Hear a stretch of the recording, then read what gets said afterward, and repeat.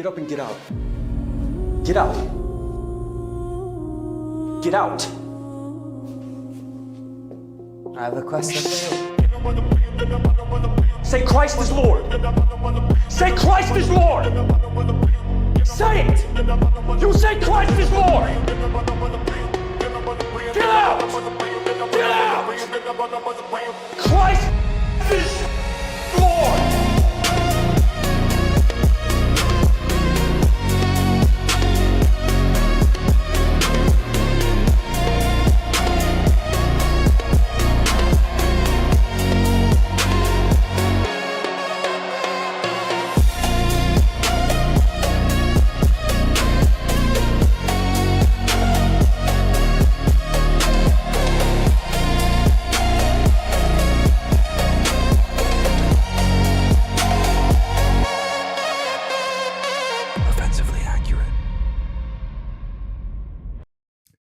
Hello and welcome in, everybody, to another episode of Offensively Accurate, hosted by yours truly, Ateless Thug, aka White Boy D-Voice, aka another racially ambiguous groiper, and I'm here to tell you that Jesus loves you and Christ is King.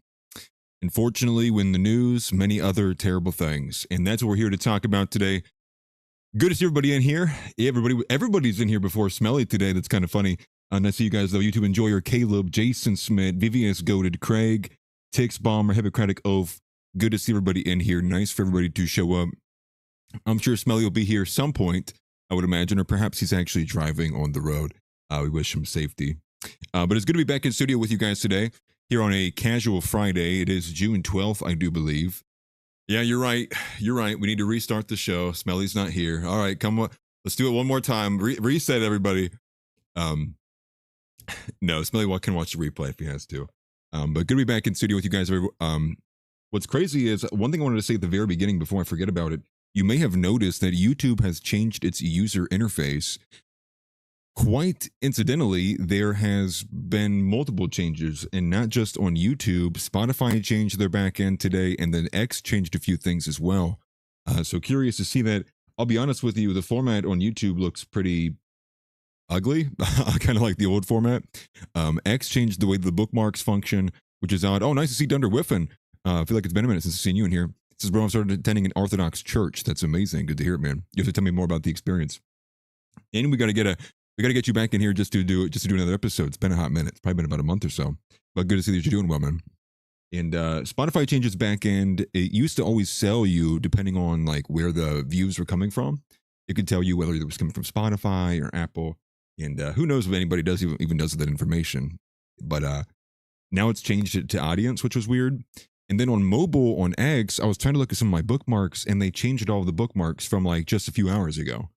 So just trying to figure that out was just like kind of a little annoying. So I'm in the same boat as everybody here. So hopefully there's no other issues added on top of what's already going on. But again, X has so many broken problems.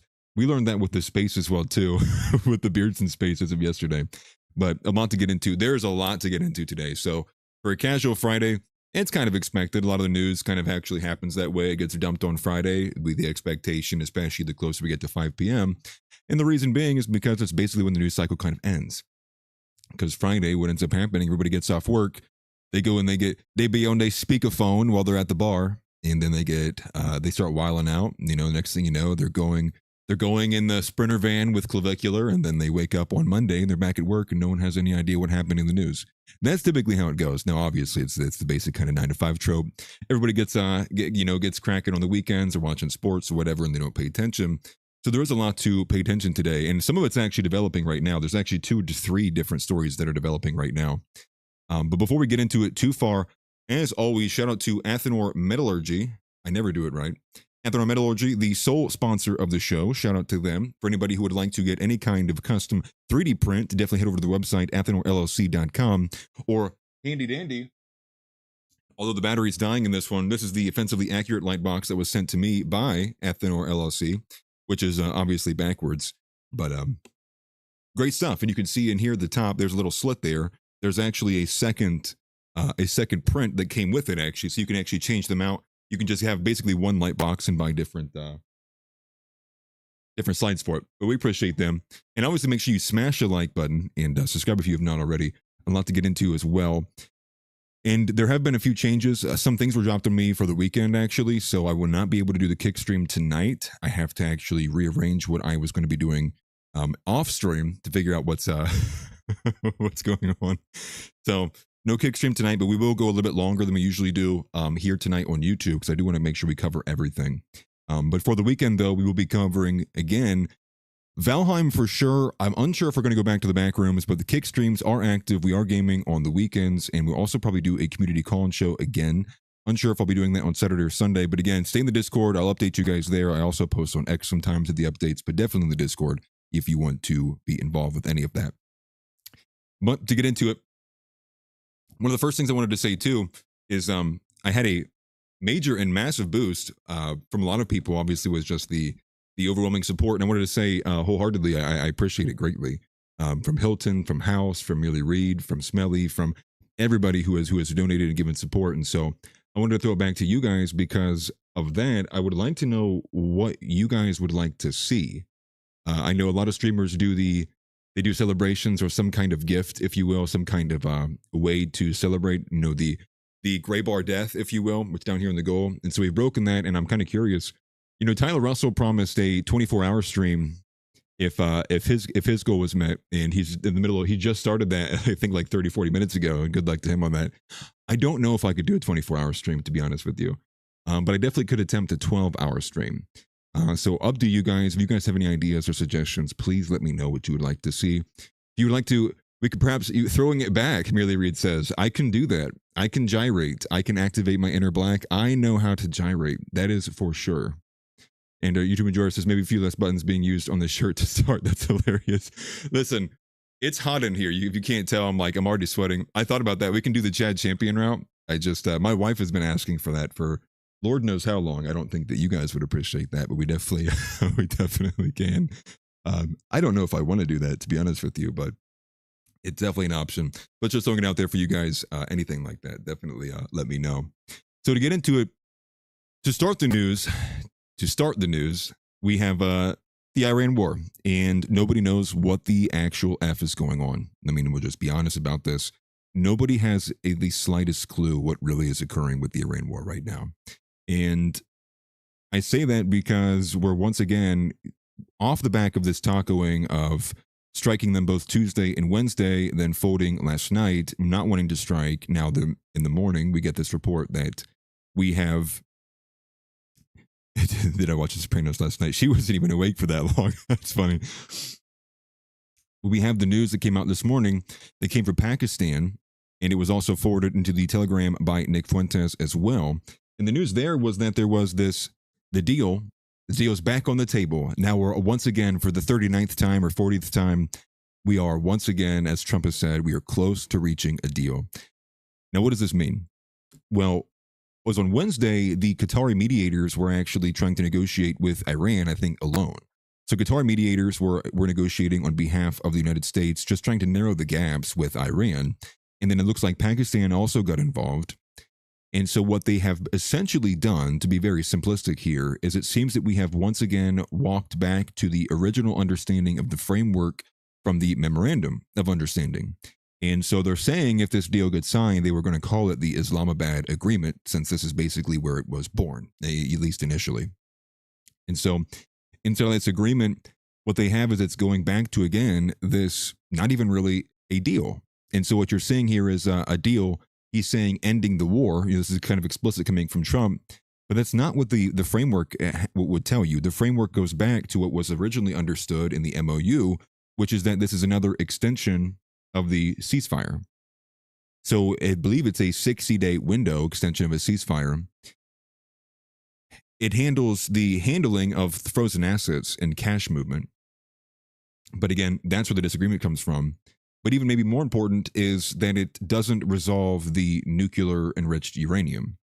And so with the nuclear enriched uranium, all of this memorandum of understanding, the framework of this deal, is it's a commitment to have talks to resolve it. So many people might be looking at this as like, oh, it's a deal to end the war. No, it's a deal to negotiate further terms in another fragile ceasefire. So it's basically a deal to extend what has already kind of been happening. So not really anything to take away from there. But again, what we have is that, again, from what the United States is reporting, with what's coming from Vance, what's coming from some of these other envoys and U.S. officials, is being immediately said by Iran, spiked down and saying, no, this is bullshit. Like, what are you talking about? That's not a part of what we want. And it does go back specifically to some of the actual financial elements of this, which is the unfreezing of assets. Now, Iran's position on this is that they won't even agree to sign anything unless the United States meets their upfront demand of giving over the, I think it's $24 billion in frozen assets immediately. And then in addition to that, the United States agreeing to $300 billion in war reparations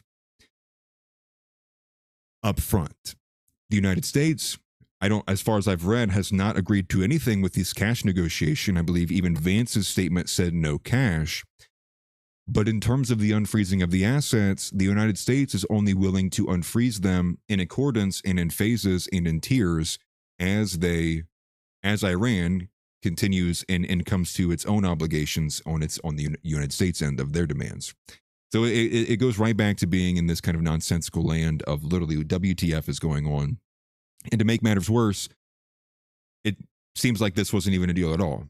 So you have the Hormuz letter and a few other individuals are allegedly reporting that there really was no deal on the table in the first place. And this is actually more just straight rhetoric, just straight bullshit rhetoric, which is, to be expected.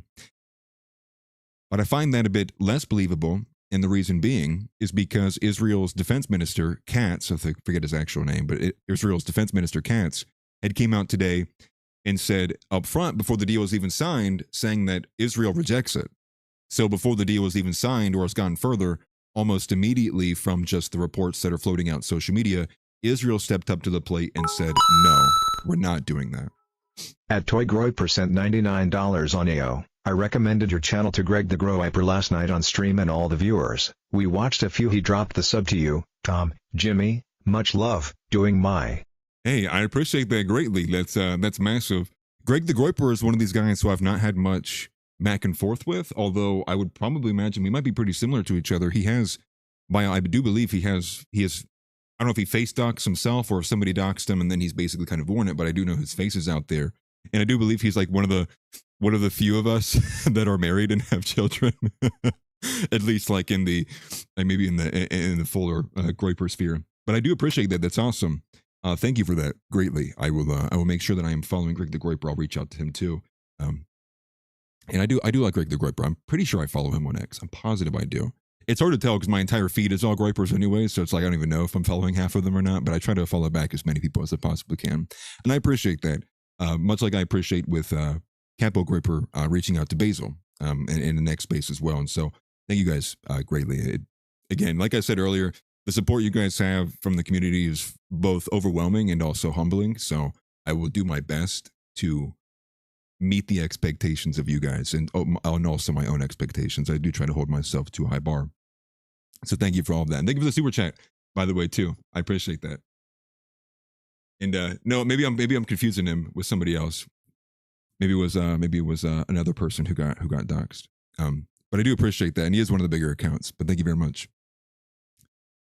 So just to finish out the end bit of the opening portion of the Iran war element is the fact that Israel has come out and said like they're not willing to agree to these terms, which is kind of crazy because it's like I don't know if anyone was asking you, right, between the United States and Iran, but Israel comes out and says that they will not agree to these terms, and the reason being is because they both want to say at the same time they want to be able to independently strike Iran. They also want to be able to continue their operations in both Gaza, Syria, and Lebanon. And that seems to be the bigger ask, is Iran seemingly has been making mention of Lebanon, which there was no mention of Lebanon by the United States. There's no mention of Lebanon on the Vance side, or what Vance had spoken to. So once again, it goes back to this.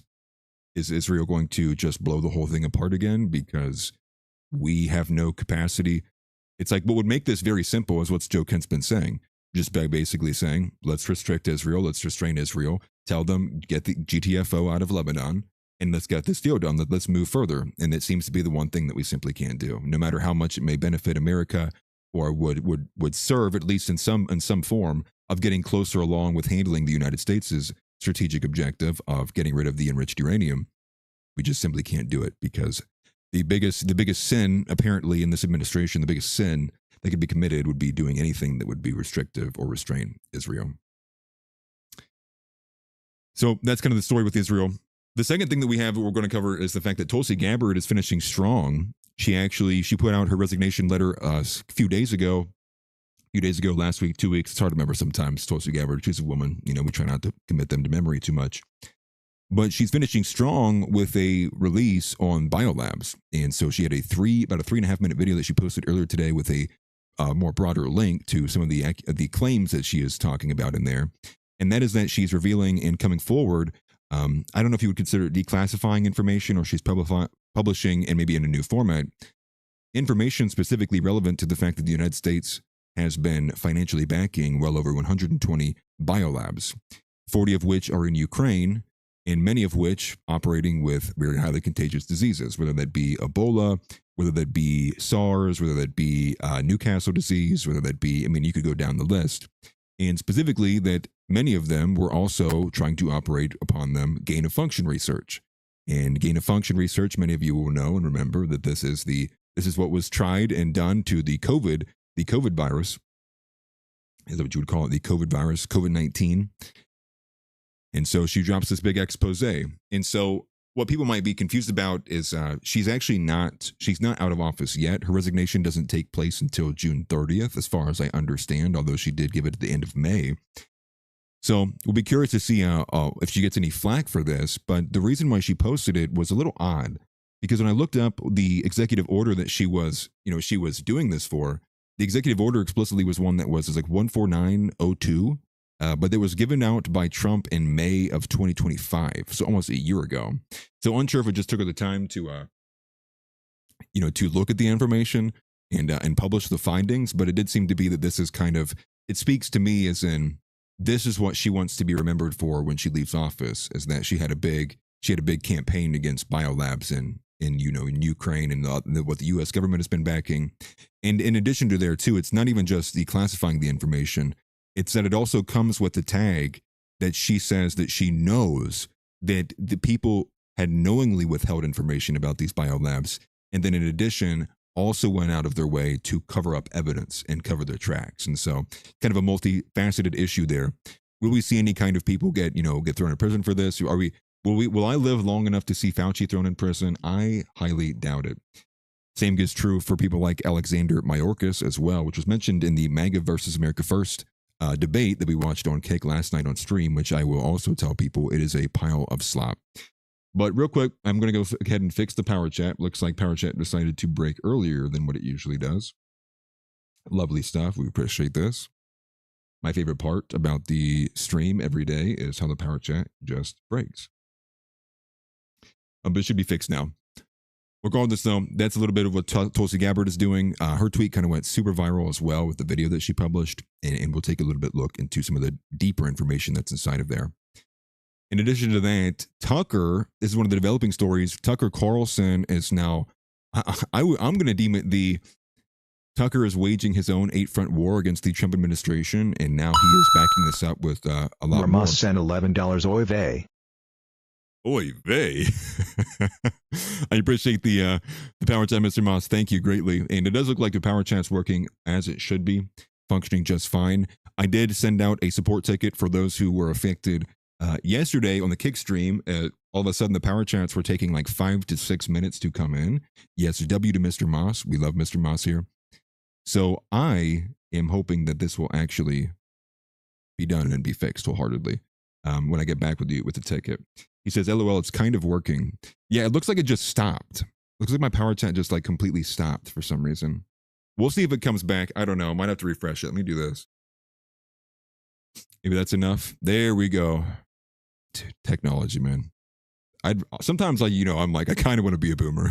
Then I have the excuse of like, I'm too old for this. No, I'm not that old yet. I have to actually, figure it out. But anyways, Tucker Carlson carrying out this 8-front war, his own 8-front war, as I'm calling it, because he's making claims against, obviously the Israeli involvement. He's making claims also with but it did go through, correct? He's making claims about Charlie Kirk. what's going on with Charlie Kirk in a broader, more conspiratorial lens. He's also now, and this is the developing portion, he's now making claims about that Mr. Ramos sent $11 Shalom Atlas. I appreciate the power chat, brother. Thank you greatly, man. I'm hoping that we don't have any more problems. I'm praying that we don't have any more problems, but I do appreciate the power chat. Thank you greatly, Mr. Moss. The developing story occurring right now is very specific to Dan Bongino, but not the Charlie Kirk portion of this. Now the new claim from Tucker Carlson is that Dan Bongino called him last year, terrified, scared, because he was extremely concerned with some things that seemed to not make sense. And the claim is that Dan Bongino called Tucker Carlson to tell him that Trump himself was the one that shut down the investigation into the Butler assassination. And in addition to that, seems to be there's some concerning elements that there was also a claim that Crooks had no, what would you call that? Crooks had no social media. He had no profile. But then Tucker's also making the claim that he actually accidentally received a bunch of prior Thomas Crooks social media. So that's a developing story. The crazy part about this is that Dan Bongino immediately came to the fold. I saw videos earlier today. Dan Bongino is decrying this and saying and disagreeing and saying that Tucker is lying.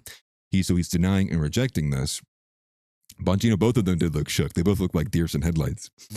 He's denying it. Now he's posting, not all of them, at least from what I've seen, but he's posting a portion of a screen grab. So it's not even the full conversation, but he showed two different text message portions. He showed one of his responses to Tucker, and then he showed one of the messages from Tucker to him. But it's a three-person party because Alex Jones joined the fold, backing up Tucker, and Alex Jones said that he's actually been holding his mouth shut about this because Alex Jones was actually with Tucker in Maine on the day that he got the call from Bongino. And Alex Jones is saying that he was made, and because his flight was late, so there was like all this kind of like technical issues, that he was made to wait just outside Tucker's office while he was sitting there.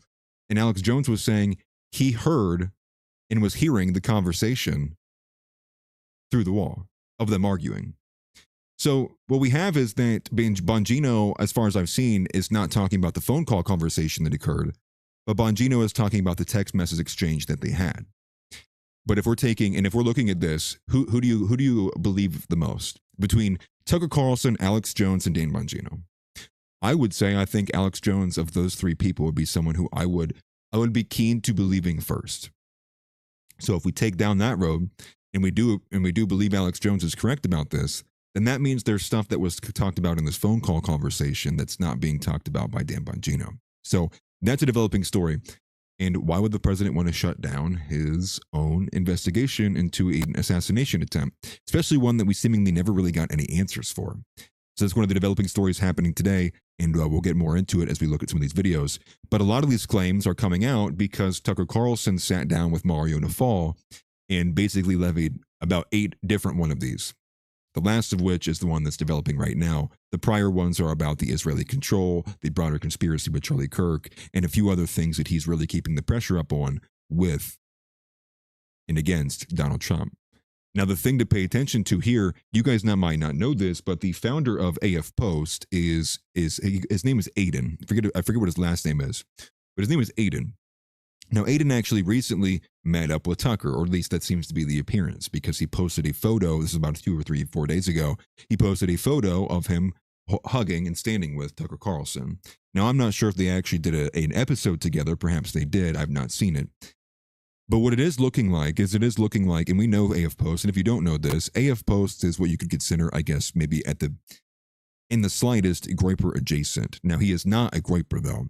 And what we know from Aiden and what's been claimed by Nick is that he's a bit of a druggie. Now, I haven't looked at any of this personally. I just can tell you that they don't like each other. But what it does appear is that AF Post and Tucker Carlson are getting close together. And the reason why I'm saying that is because AF Post has been amplifying everything that Tucker has been saying and pushing and posting about since he posted that photo of him going, "Man, I love Tucker, dude." And it's him like, with his arm wrapped around Tucker Carlson, their buddy. So a lot's happening here. It seems to be that Tucker is on the move right now, and it looks like he is pulling in more allies. And I would say it is a bit curious because of anybody really to pull in who would be a Tucker ally, I think Aiden would serve him the best, especially if you're looking and you're pulling from a pool of, I guess, if you want to call it Groyper adjacent, from these other maybe polished or bleached dissident right figures like John Goyle, Captive Dreamer, and Patrick Casey. I don't even know if you call them dissident right. They more are so like establishment right wingers. So it seems to be that there are some actionable elements happening with Tucker Carlson, and Dan Bongino. I wouldn't trust at all. I mean, Dan Bongino could say, "Hey, there's a guy with a gun behind you." I'm like, I'm not, dude. No, there's not. You know, like Dan Bongino could like be screaming at me wholeheartedly, "Do you have to turn around? There's a black guy right behind you. He's going to stab you." I'd be like, "Dog, not concerned." No, there isn't. Like that's the level of not trusting anything that comes out of the mouth of Dan Bongino where I am at with that. So I think on the shallow level, if you just look at this, you go between Tucker and Dan and Alex Jones, who do you trust the most? For me personally, although not wholeheartedly, it would be Alex Jones. And so if we're to believe the claim from Alex Jones that he was there when it happened, either Tucker ended a call and immediately started lying to Alex Jones, which is also a possibility. Perhaps Tucker is a bit of a sociopath, but that would be a lot to plan. And also, Alex at least had the respect to Tucker to say nothing about it. And Alex makes this point as well, too, on stream, that Alex knows Tucker told him not to tell anybody. So he kept his mouth shut until Tucker made the claim himself. Now Alex is talking about it. So take from that what you will. In addition to that, some of these claims from Tucker Carlson as well also brings us to another, maybe I would consider maybe a bit more of a smaller story, but something to pay attention to. And that is that the New York Times, I believe both Maggie Hangerman and Jonathan Swan, or Jonathan something like that, who cares?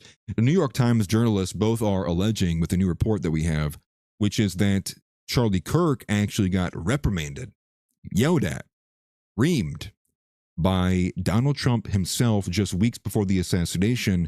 And the reason being was because Donald Trump was not happy that Charlie Kirk was alleging an Epstein cover-up. Now, again, this is being reported by two different journalists at the New York Times. Something to pay attention to, although, again, it's just what I would consider a drop of sand in a bigger heap. Again, I would only tie it in with the fact that, again, the timing of it is also coming along the same time that Tucker is also stepping up. He's upping the ante, right? And at the same time that Tucker's upping his ante, the New York Times is boosting claims that would lend itself to the motive argument that Tucker Carlson is saying in this broader conspiracy with Israel and Charlie Kirk. Also, you have Aiden jumping in and now boosting and amplifying it. So now you can see Tucker, AF Post, and New York Times are kind of on a very similar path. Now, did they all coordinate together? I don't know, but I am just saying and noticing these three players are moving together. And yes, I wholeheartedly agree. Rerum Novarum is spot on. I try to promote them as much as I can when we're using them. But yes, Rerum Novarum, definitely follow them both on Telegram and on X. Although I think they spend a lot more time on their Telegram than they do X. They are a great place to follow. A good nationalist source of news and intel. And yeah, Aiden if Post can have a limber box. It's funny. So beyond there, we have a couple other stories too, all of which are equally important. There's a lot here. This is actually going to be a long intro to what we're going to be covering today. Byron Donalds needs to debate Fishback. And the reason being was because there was a sentiment poll, a flash poll that was procured that had a staggering figure of 25% of Byron Donalds voters would flip if he does not participate in a televised debate before the election. And that's just a crazy figure. Now, when you split that, only about 8 to 9% of those would outright said they would vote for Fishback. The other 16% said they would just simply be undecided. So how much of a flip would that be? Unsure. But it is pointing to the idea that if Byron Donalds continues his Joe Biden plan of strategy, which is to hide in the basement until the day of the election, I do not expect it to go well. Also, I would say perhaps the featured story of today that we're going to be covering actually is the fact that Tom Cotton is a traitor to the United States of America. And I do believe Tom Cotton should be held liable for treason. And I don't think it would be an outright and a direct personal action that he has done, but it is the fact of what the bill and the legislation that he is putting forward that we're going to be looking at and especially how it relates to Israel, and especially how it relates to the DIA and the Pentagon's view of Israel. So we kind of have a lot of back and forth going on, and I think this is a great way to view how there are actually multiple factions inside of the government. That is not just a simple idea of a uniparty where one person's pulling all the strings, but there are definitely different factions inside of the White House, inside of the administration, all trying to pull energies, influences, and power to their direction. And so we'll explore that. And we'll save the details on that one until we get to it. Hunter Biden perhaps will be the vice president for Gavin Newsom. If you didn't see this, Hunter Biden, when asked, said that he would be interested in being the vice president, the running mate of Gavin Newsom for 2028. So I think that would be something to pay attention to. That would be a powerful ticket. You kidding me? Gavin Newsom, Hunter Biden, the Biden revenge against the MAGA machine, Trump. Man, what a galvanizing story. Will he find his cocaine that he left in the White House? Find out next time on Candace Owens. Well, how lovely would that be, right? This is the idiocracy that we live in, if you will. Man, it doesn't get better than this. Who honestly even needs to watch a reality TV show when you just watch the news? You can literally just watch the news and you are watching reality TV. You are watching actors and agents. That's all you need. And I appreciate that. Thank you. I'm always fresh. Thank you. And make sure and be safe, by the way. Don't no texting and driving, please. Beyond that, I'm not going to spend much time on this at all, but in case anybody missed it, Sneeko is gay, which is a very simple way to say and avoid getting into detail about some of these more insane things that are coming out about him. And I guess I'll leave it at this before going too deep on it. Pause. Is that Sneeko, what has been known about him a few years ago, he went onto a podcast. I can't remember who it was with, but it was a fat black guy and a skinny black guy. And Sneeko's having a conversation with them. And now this is when Sneeko lets everybody know that he is literally a cock. And beyond that, however, what we've actually found out is from NorCal Groiper, I do believe, is the one that published the claims or the video, is that beyond just him admitting to he watched another guy have sex relations with the woman that he fancied, he also goes on to say that there was an event where there was basically an orgy, and he was making himself watch her suck a lot of things. And he kept making out with her afterwards because that was how he would know if he actually loved her or not. And so this is actually where, as far as I'm willing to go in that covering that story. I'm positive. I'm going to just give it to you right here. We're not going to revisit it. You can, if you want to know more about that story, you can find it on X yourself. But holy crap. And it doesn't even end there, because apparently Andrew Tate is now claiming that Sneeko tried to sexually advance upon him some time ago. So that's the end of that. Sneeko is gay. He is dead to me. I heavily regret that I ever watched him for extended periods of time. Honestly, at the core of my body, I do hope that he repents and he turns to Lord Jesus Christ and walks away from this brown clownery that he has basically taken up. Hippocratic Oath says, what? So did I. So did I. And then I looked away. What's Iran doing? What's that over there? Oh, wow. What's this woman saying over here? Oh, that woman said something I want to listen to. Let's go over here. It's holy crap, man. And so that's just kind of where we're at with Sneeko. In addition to that, that's not the only drama that's occurring. Is Chad Champion got disavowed, and I'll probably wait to cover that at the very end. But Chad Champion has been disavowed. The latest Groiper curse has struck, and no joke, literally about an hour or two after clips were coming in as Beardson was reacting to some of the claims he was making. Nick also responded to him last night because Chad Champion came out and said that he's not a Groiper. Many of you might not have any familiarity with who he is, but he is one of the, what you consider another AF streamer. And he did say he was been getting very close to Richard Spencer and Chrome Barracuda, who's considered Spencer's top guy, at least on X, the platform. And some of these other kind of weirdness, maybe unironically saying we're liberal, maybe unironically saying, no, I would let a trainee give me head. I'm not even joking you. These are things that are being said by this guy. But the straw that broke the camel's back, if you will, was him outright coming out and saying that he's not a Groiper. And we are not Groipers, and then also stating that his community was not a Groiper. Nick responded and said, well, listen, anybody who's not a Groiper, fuck you. And so this is how quickly it happened. Only for me, I think I was one of the first ones. Me and I think Eric Winters both at the same time, because I was actually on X of a bunch earlier this morning. I go to look at Chad Champion's page because I wanted to see if he'd responded to anything Beardson had said. And as soon as I clicked on his page, I watched as the page disappeared. The account has been suspended, and the Groyper curse is in full effect. Chad Champion has been suspended from X. What reason? I have no idea. Perhaps the Groyper started spam reporting him after he said he wasn't, and Nick had said F him. So we'll see. We'll cover that when we get to it. I also want to make mention of this, although I didn't want to spend too much time talking about black culture and black people, because I feel like that's literally taken up the majority of this week, although it is important, obviously, this racialized element of the world that we are in. And that is the fact that a new low has been found. They actually, at the bottom of the barrel, the black community found that there was actually a lever, a hatch. And at the hatch of the bottom of the barrel, they found a ladder that could go further, deeper. They took a journey to the center of the earth, and what they found inside of it was they started posting AI images of themselves pissing on the grave of Austin Metcalf. I kid you not. Now, at first, it looked like many people thought they couldn't tell if the image was AI generated. And so one of these first opening images did look very realistic, and it did look as if the black man, had made a trip out to the grave of Austin Metcalf to go piss on it.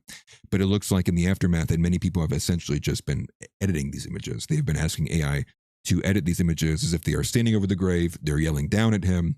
There's many of these that are saying they're putting him in t-shirts saying loser. They're wrapping him in BLM stuff. I mean, we have gotten so far beyond what is considered human that I really don't know what I could say to honestly take away from the fact or take away from the pain or the grimace that everyone has when we all react and we recoil to such degenerate filth. These people who are posting this stuff should be put in camps and should not be allowed any human right. I would even say, getting so far as to say, I don't even know if we should be considering them people. This reaction has gotten off the rails. And that's not even it. There has been others I commented on X as well, but I didn't make mention on the show yesterday. In addition to that, there has now been an uptick of the calls and claims for violence. There's now another prominent video of a black man who literally is doing this, like 25, literally he did it 40 times, touching his hat while he was talking about this, saying that there needs to be a national beat a white person's ass day. He said maybe we should make it every Thursday. Now, I simply responded to this claim, and I simply said I actually thought that they were already celebrating this. It was actually news to me to hear that they weren't actually already celebrating this. So everybody better pack it in and play defense, because apparently the black community, that was how they've already been acting has been a normal day. Now they're going to be upping the ante themselves by making a celebration or a holiday out of it, which is just disturbing. And the amount of hatred coming out of the black community is, for one, unexpected by many people. But I will say, I think that the longer that this lasts, the longer that this reaction from the black community towards the Carmelo Anthony court case occurs, it will serve as a very strong wake-up call to many people who have told themselves or believe the lies that only white people are capable of being racist. And I think this will very erratically and perhaps violently wake people up to the reality that no, the black community hates them. Now, I think as this conversation moves along, I think the evolution of this conversation inside of the racialized element is actually going to probably be, before, where you had like, no, black people aren't racist, only white people are racist. We've gone to, okay, everybody, all people can be racist, to now it's going to, okay, black people are serious, definitely racist against white people. I think the next question down the line and evolution of the thinking there, as I said to Josh yesterday, will be, okay, how many? And as we saw the video of the base black woman on yesterday, who even did reference the curse of Ham, she calls it a subset of black people. Now, I'm unsure if that is supposed to mean, if you say subset, that implies it is a smaller group than the regular. But I would imagine that it is actually much greater and closer to the majority, if not a heavy plurality, if not perhaps the vast majority. And so that'll probably be where the conversation goes. It goes, okay, so if they all act like this, they all behave like this, their IQs are all limited like this, or is it 90%, or is it 80%, or 70, or 60, or 50, et cetera, et cetera. And I do think that will be the next evolution of where the conversation goes. And hopefully we can rope in other people beyond just the black Americans, because it's not like black Americans share this uniquely amongst themselves. But wanted to bring that up to people's attention. I'm not going to be showing any of those photos on stream. those people can go fuck themselves. And I think every platform should go out of its way to delete those images and post and dox the names of the people who decided to post them and laugh about it. Also, I want to make two mentions. These are non-stories, but two things I wanted to make mention to before we get into the entirety of the show today. Tyler Russell plays old school RuneScape. That is effing awesome. I was actually ecstatic to see when I had a stream. I had it playing on. I came back to the room in my office. I was keeping the stream on even when I wasn't in the room. And I come back, and Tyler Russell was playing old school RuneScape without me. And in my rage, I sent him a scathing text message. I said, "How dare you play old school RuneScape and not be an Iron Man? Who uses the Grand Exchange?" No, that's not what I said. But I got super excited, and so perhaps me and Tyler Russell, not perhaps, we're going to take over the old school RuneScape scene. Hey, Oda Block, scoot over. Hey, No Monkey, move over. Hey, Solo Mission, move over. Hey, America First is coming to take over the OSRS stream. I don't know if that'll happen. But it was really excited to see that Tyler Russell does play old school RuneScape. It's cool to see that Thunder Whiffton also plays RuneScape as well. He says my wife and I play OSRS, and so does mine, actually. Although my wife, not much anymore. It's too hard for her to play. Yeah, all of us gropers better become Groipers or find another game. This is our game now, actually. We're Groipers, and we're white men. We are men of excellence. So the only game we can play is one that can't be beat, which is old school RuneScape, the game that will take your entire life to beat, and will definitely take you at least 2 or 3 years to even get to the end stage. Yes, I will see you all in Lumbridge, and not because I died, but because I made a new character. But that was funny. And one final thing is I'll make mention of, and that is if anybody had watch any of the Make America Great Again or the America First, MAGA versus America First that was brought to us by Brandon Straka and the Walkaway campaign, that is some absolute slop. And so we actually reacted to everything they've released so far, even the Millennial versus Boomers. And I will have to say, the Millennial versus Boomers, the first one they did was actually a better video and better debate than the MAGA versus America First was. There was some catty stuff and some drama in between both of those. There were some good bits you could say that would make some solid clips, I guess. But I'm going to be honest with you.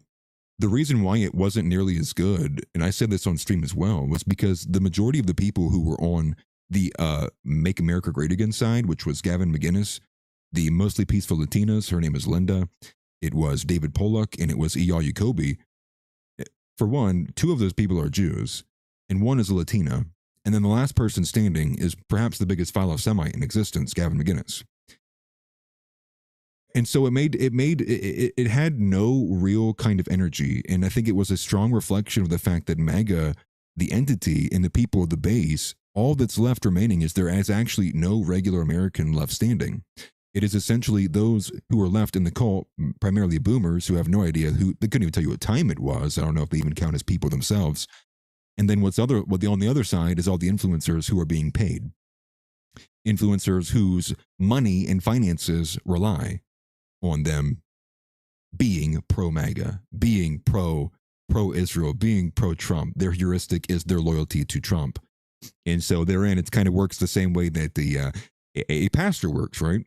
Because if you imagine that if the pastor has a predominantly female and diverse crowd, well, imagine if that pastor started talking about white excellence to a 85% black crowd. You think that pastor is going to be getting received well? No. And it's much in the same vein as if the pastor was being very explicitly offensive towards issues that were directed towards his congregation. They're probably not going to feel as good. They might not want to come back next Sunday, meaning they might not have as much offerings in the plate. And it's kind of the same way these influencers work, is they are allowed to disagree so far as it doesn't threaten their bottom line, so far as it's not seen as a countersignal to Donald Trump. And really inside of that, to be very simplistic here, it's because there's no passion there. They're arguing from the talking point, the influenceable sheet that they got a year ago. So when you see Gavin McInnes putting forward and snapping and getting angry, well, for him, it's just because he loves Jews, and I think he's getting a little old. But for Ayala Jacoby and for most of the Pizza Latinas, and definitely for David Pollack, they are literally reading word for word talking points. It's like you could just have an argument with a piece of paper that maybe would have been a bit better of a production. But with that being said, if I ever see another debate on politics that has women involved, I'm going to hunt down the person who moderated it and hosted it, and I'm going to string them up and give them the iron lung treatment. I will find the iron lung, I will hand crank that bitch and make it work. Do not ever subject me or an audience to a Latina arguing for America ever again. That is disgusting. And even more disgusting was that the women on the America First side, for one, weren't even that attractive. And two, the one that they had, Emily Austin, was like not even really America First. Half of these arguments, she was like, well, yeah, I'm privy to what you guys are saying. Like, and there's even one point she was going back and forth with Owen Schroyer. So just a small note there. And, if anybody's not seen it, I would not even go out of your way to waste your time, to be honest with you. So with that being said, we're going to get started. We're going to kick it right back up with the Iran war, bringing us up to speed of what's going on there, in addition to some of the updates we've gotten in the last couple of hours. And we will cover everything else as it goes. So let's get started. Cut straight through, offensively accurate, that's the view.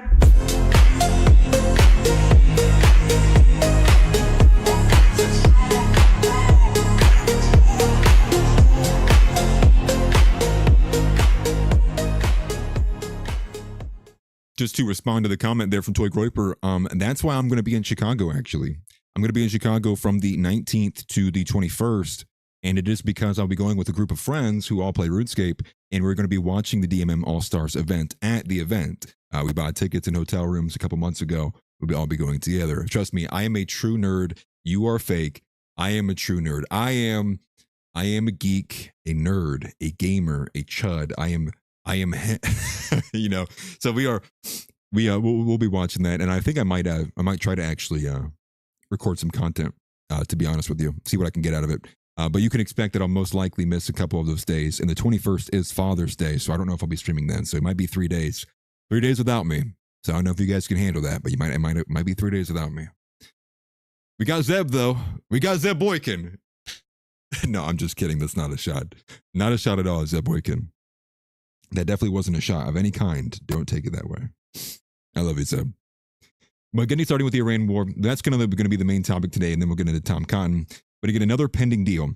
And so the news coming from Iran, we'll put this on screen for everybody as well. So the news coming from Iran, from Pakistan, is that the deal has never been closer. And this was also echoed by Abbas Ergachi. Mitch sent $5. Goyim, your leaders are compromised. Your government has abandoned you. Perfect timing. You are nothing but I love the background music, too. Goyim. Your children are being sacrificed, Goyim. You deserve what you tolerate. You deserve what you tolerate. That's a banger. AW Mitch, I appreciate that, man.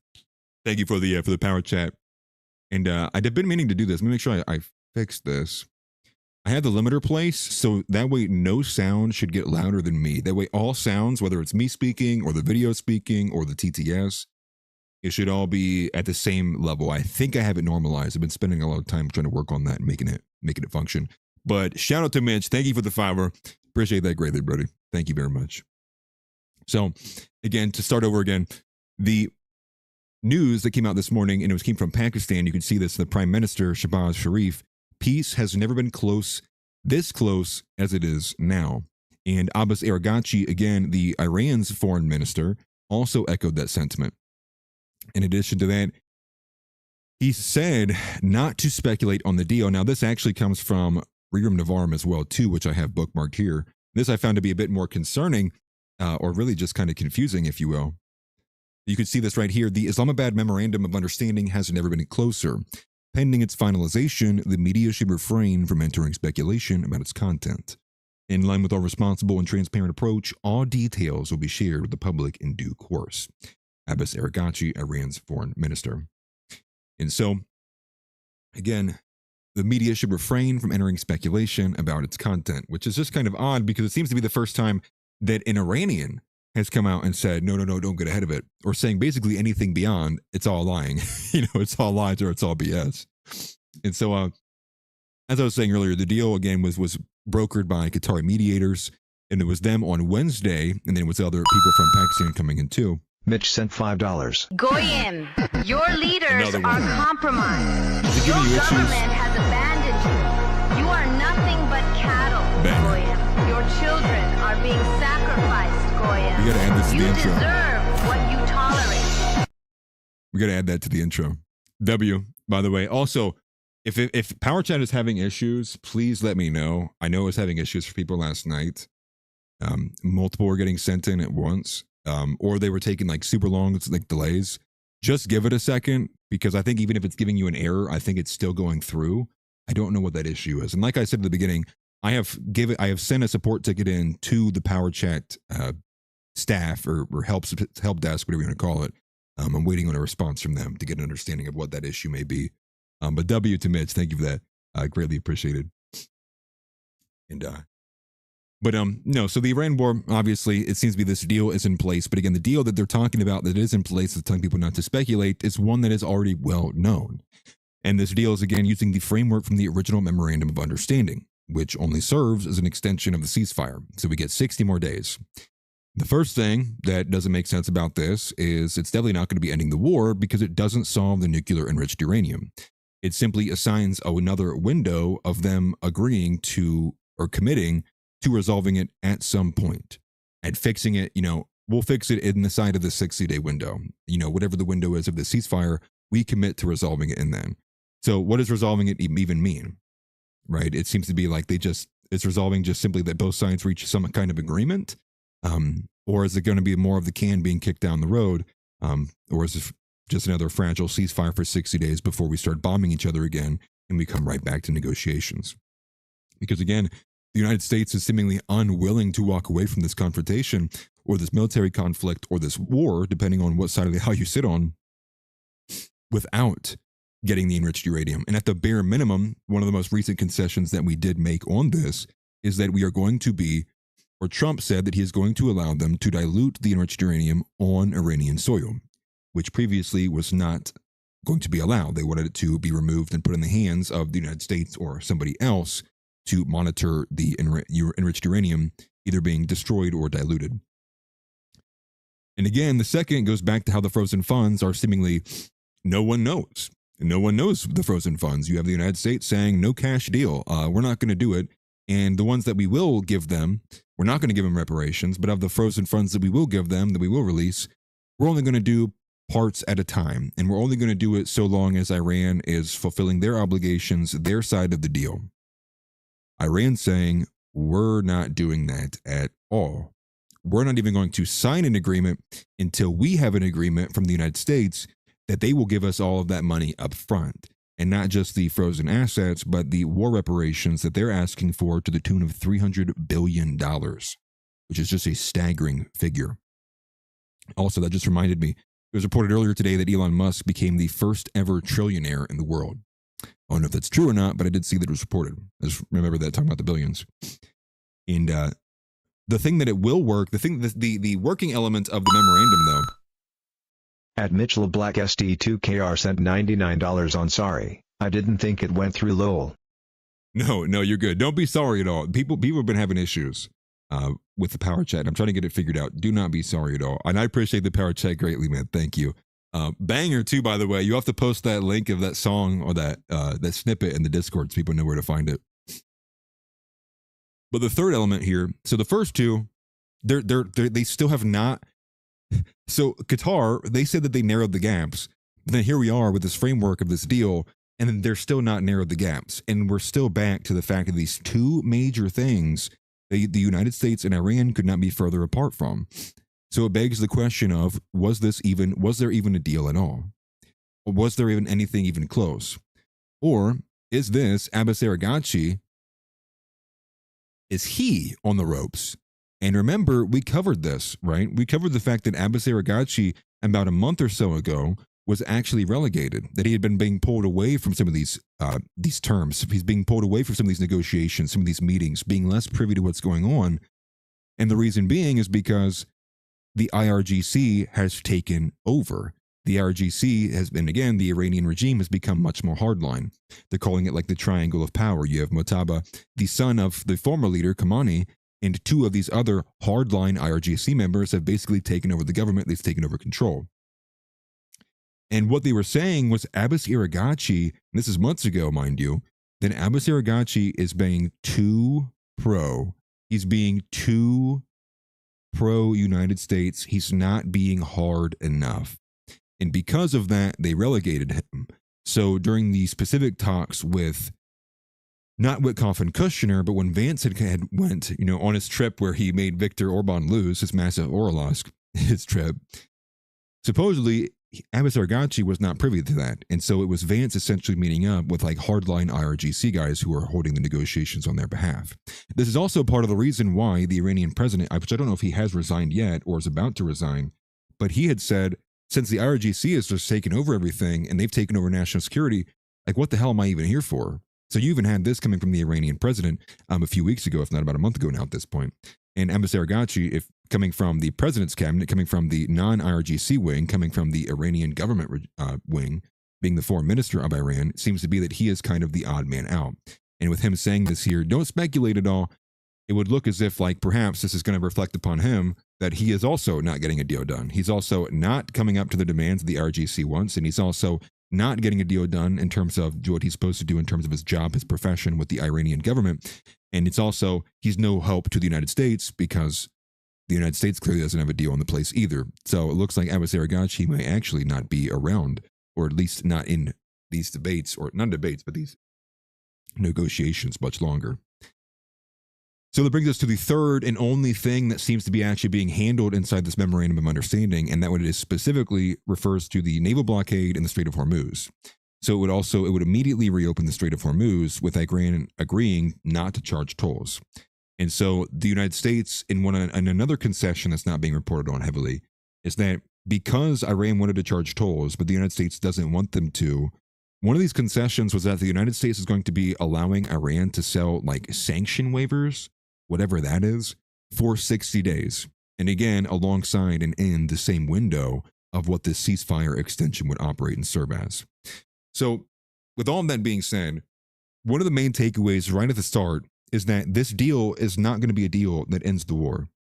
This deal is going to be a deal that extends the ceasefire, and at most would seemingly perhaps resolve some of the damages, some of the pain that's occurring in the Strait of Hormuz, and maybe perhaps move around the naval blockade. But it does nothing towards the uranium beyond a commitment to have more conversations about it. And judging by the previous conversations that have been going on, I don't have much faith in that at all. And it also does nothing to alleviate one of the broader claims of Iran, which goes to the reparations and the unfreezing of frozen funds. And what's not mentioned in there at all, which also is another added element, which is they want Israel to stop bombing Lebanon. They want Israel to stop bombing. They want them to stop bombing Beirut. They want them to stop going after Hezbollah. They want them to stop all of it.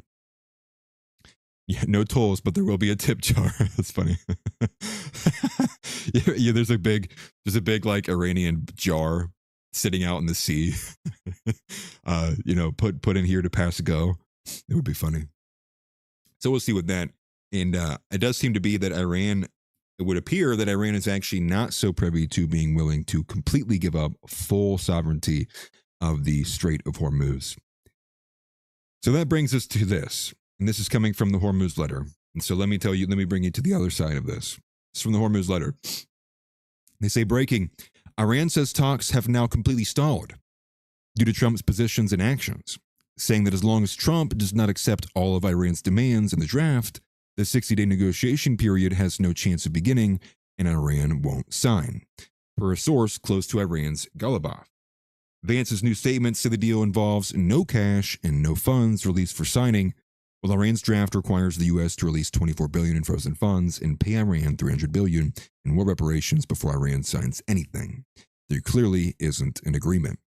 And the reason why I bring up Abbas Araghchi is that what you have to understand here is that that's now another faction that's been added here. So we have been looking at the United States as basically there being two factions, right?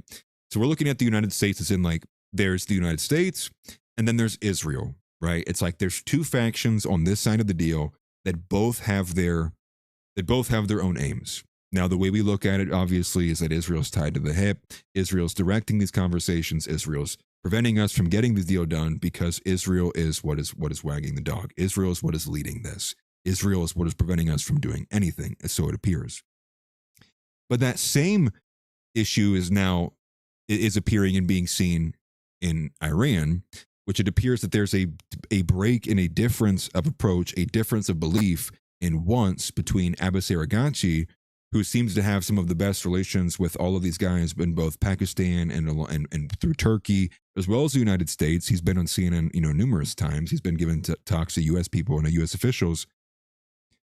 But that's not who's in charge. The IRGC is in charge. And the IRGC doesn't really like Abbas Araghchi. So now you have an Iran, which not now, but you have, and it's been building and been developing. So now you have Abbas Araghchi, who seems to be maybe speaking more for the Iranian government. And then you also then have the IRGC, which is the extremely hardline position, which is seemingly the ones that saying, no, money up front or else. No, this or else. So therein, you have clearly two different wants. You have you have an Iranian government, and then you also have the IRGC. So you have a military, essentially, a military kind of takeover, although they're not all militaristic, but they are very militarized. And so you have this military element taking over the negotiations, the Iranian government being pushed out. And so now what you have to make of it is, I would just say quite wholeheartedly, anything coming from Abbas Araghchi means nothing. And you already have the IRGC who have come out specifically and talked to reporters and talked to news agencies and saying that he has lost his position. Them giving comments about how he is viewed by the other Iranians, how he's viewed by the IRGC. They don't like him very much. And so I wouldn't take anything that Abbas Araghchi says as being fully reflective of Iran. What it may reflect, though, is the dying whisper of what is left of the Iranian government as the IRGC continues to make further and further pushes and continues to assume more and more power. And the reason being, again, is because, for the average Iranian, the reason why they're not losing to the United States, the reason why they're in a better position right now, the reason why Iran is able to do what it's doing is because of the IRGC. And so when you have the IRGC being this military defender, the reason that the United States couldn't bomb you and couldn't force you to your knees, that people have coalesced around them. So that's what you have from the Hormuz letter. You have back more nonsense, right? Deal's close. Don't speculate on the deal. There is no deal.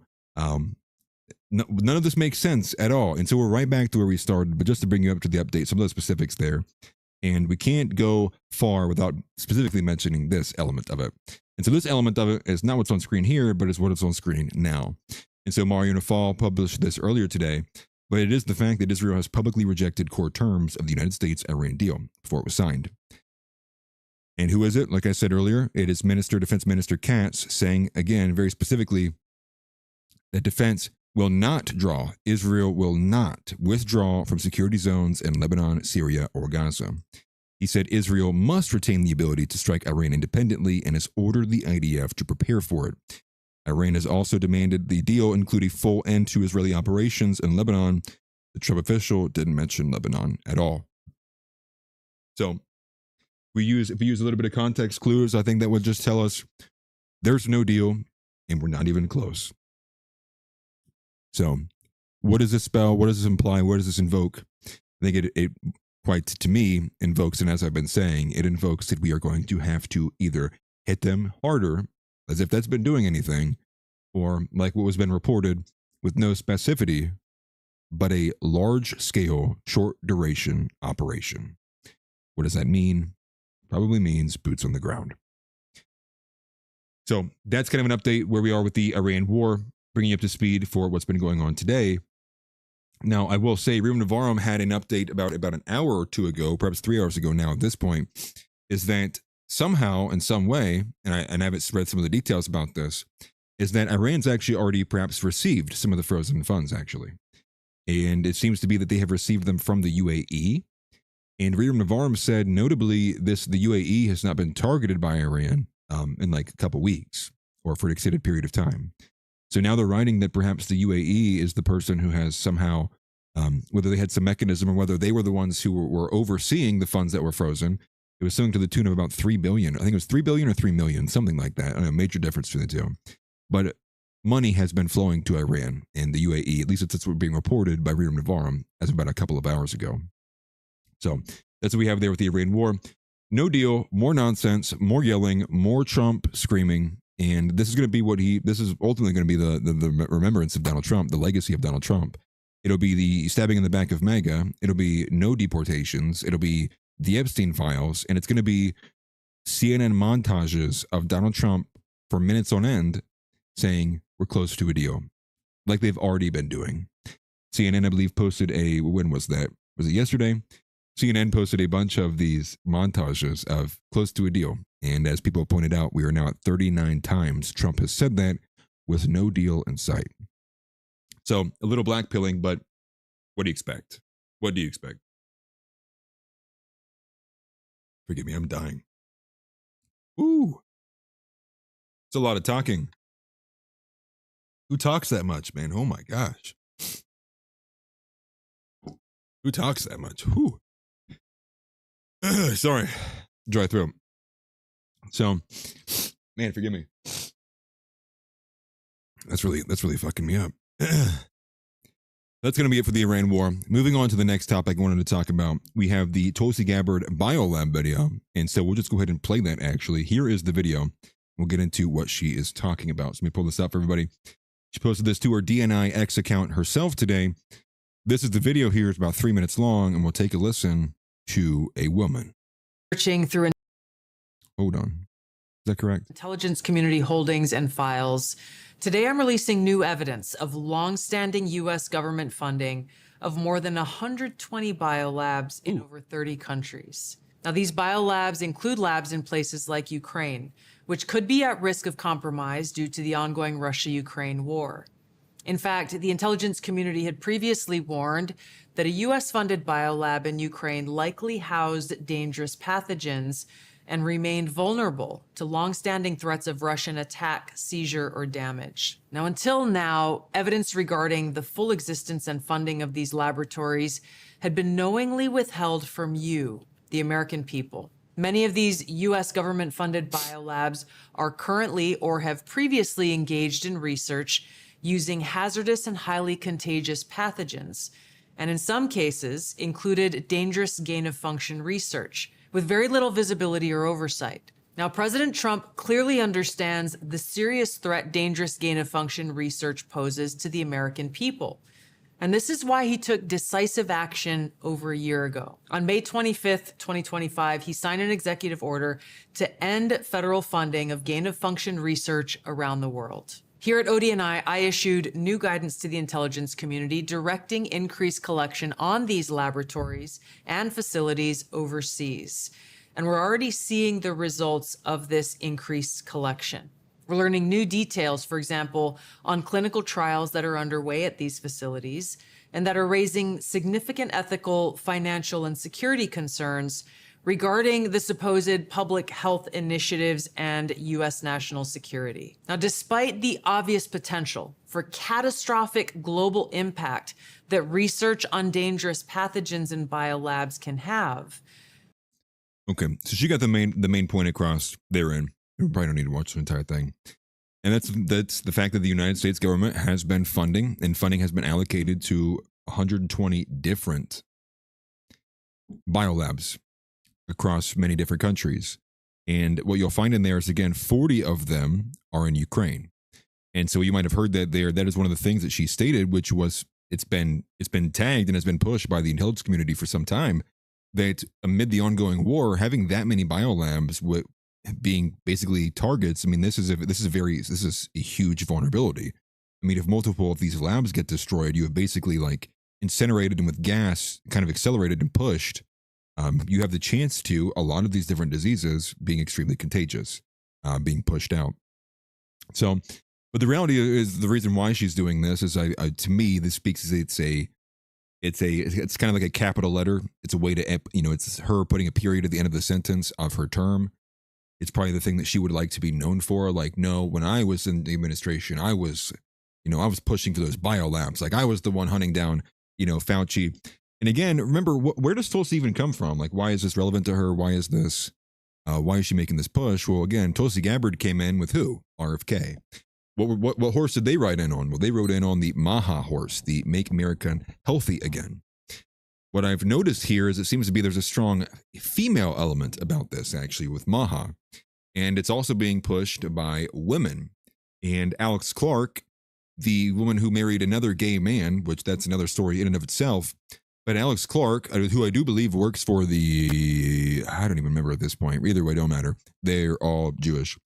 Alex Clark, she has been pushing for this. Now, she has been saying, in the post that she's been making, is that for MAGA to win the midterms, that MAGA needs to get closer to MAHA. That MAGA needs to start pushing more of this MAHA stuff. So, is that going to be what wins the midterms? I highly doubt it, but it seems to be that there is some level of a push amongst the women that are kind of rallying around this MAHA. Speak more about how food is poison. Speak more about what goes in our drinks. Speak more about the vaccines. Speak more. And I do think the vaccines do speak to women, especially mothers. Don't get me wrong. But it's a little too late to be covering stuff like this. We had 2 years. And this actually, to me, it falls down the wayside in terms of priorities. I think we have a lot more concerning things to take care of. But specifically for a personal career move for Tulsi Gabbard, to me, it speaks as in like, this is going to be her final moment. Like, remember me in the administration for this release of information. And some have said that a lot of the information that she did talk about here was actually already publicly known. I didn't dig too deep into it to see how much of it was already, had already been declassified and what wasn't classified that she'd been pushing for. But again, Ebola, Newcastle disease, SARS, probably tuberculosis, swine fever, all of this stuff, like just burn it all down. Why gain of function research is even a thing? Lord, I have no idea. We should get rid of it immediately. Maybe people feel differently, but like, to me, it's just like, again, it kind of like goes back to like the Owen Schroyer argument. Like, I'm so tired of hearing about all other things that don't help the average American. Like we're talking about effing biolabs in Ukraine, and I'm over here like we can't even buy homes. You can't even go down the street as a white person in an urban area without being killed by a black person. You can't even like gas is $7. We're bombing the hell out of the Middle East again. Where's America fit in all of this? And again, taxpayer dollars, I'm assuming, flooding out to go help Ukraine produce and procure gain of function research to the effect of giving tuberculosis to rats for another 25 years underground in a bunker somewhere. Like, who cares? Lord have mercy, dude. Who cares? Yeah, the Israeli biolabs in the United States, which apparently if you work for them or you're a part of, depending, you can just be sent free. And talk about the vertical integration on that. Nick did a great job yesterday talking about the vertical integration of Barry Weiss and the Ellisons and the ownership of the media by the Jewish fifth column in this country. The vertical integration here with those biolabs and the way that court case was handled was like the prosecutor, Jewish, the defense attorney, Jewish, the judge, Jewish. It's like every single down the line, dude. The guy was like, and the guy being tried for his crime, Jew. No, I think he was Israeli. I don't know if he was actually Jewish. He was like, he looked alien. He looked weird. But I think I read somewhere that he was like, he had Asian descent. So who knows? But either way, I mean, like vertical integrated, it's like the person trying the crime is pro-Israel. The judge who's seeing over it is so pro-Israel, is so Jewish that she has literally, and we covered this like weeks ago. I forget what her name is now at this point, but it's a super Jewish name. She's got like artifacts in the New York Chabad. Like she's got artifacts in like Jewish like museums. That's how Jewish the judge was in this case. And so, do you expect that? And we know that there's biases. We know there's internal biases. Just look at how it's playing out in the black community, right? Who cares the evidence? I'm not putting a black person in jail. So the biolab story is a story in and of itself. It's just a kind of a reminder that there is all these other things. That's probably the best thing that it does is it does serve as a reminder here, which is like, oh yeah, and remember actually remember how bad it is. No deportations, immigration, black people, immigrants everywhere. E-girls won't shut the hell up. Oh yeah, and we're bombing the Middle East. Oh yeah, and we're generating we're bringing about Black Death too. We're trying to resurrect the bubonic plague and make it stronger, by the way. What? Like, sir, is this Patrick? Like, what is this? Like, why? Burn it down. Send bombs to those people, dude. Bomb those places. Like, obviously not. It's going to release the virus, but get rid of it. I see no purpose of it. But again, do you expect the administration? This goes back to the where are the arrests? Goes back to the who's been arrested, who's being prosecuted right now. Which Democrat can you guys remember who's been perp walked down the aisle and slammed in the jammer? Nobody. That's kind of the point, isn't it? Draining the swamp when? When is that exactly? Did I miss it? Did I miss the announcement? Did it happen too fast? Right? Is like it's Dash from The Incredibles. Do it again because I missed it. Like, where's it at? What's happening? And again, it's just another one of these sad stories. But getting on to Tucker Carlson here, Tucker Carlson upping the ante. Tucker Carlson's 8-front war against the Trump administration. This is a developing story, and again, to reiterate, Tucker over the last couple of weeks has been seemingly aligning himself with a few other people, but has been really upping his pressure against the Trump administration. This has been in multiple kind of formats. We have the developing story, which is in the format of going at Dan Bongino, calling him terrified, airing out the laundry that Dan Bongino called him and got a hold of him and also texted him about Bongino not understanding why Trump himself would be the one to end the investigation into the assassination that occurred in Butler. This was before he was elected president. This is the assassination attempt that led to the fight moment. This was the Thomas Crooks assassination attempt. The one who supposedly was also, I think it was him or it was his father, was seen in a BlackRock or Blackstone video. All this weirdness there, nobody knows.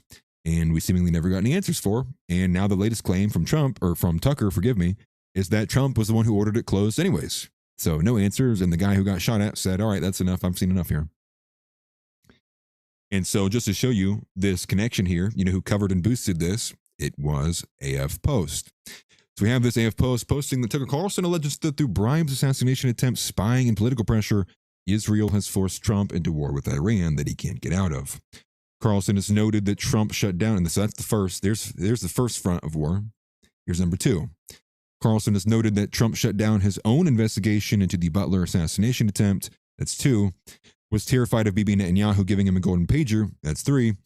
And that despite his best efforts, Trump has been steadily slow-walked into a war with Iran against his will. But that is the same as the first one. He goes on.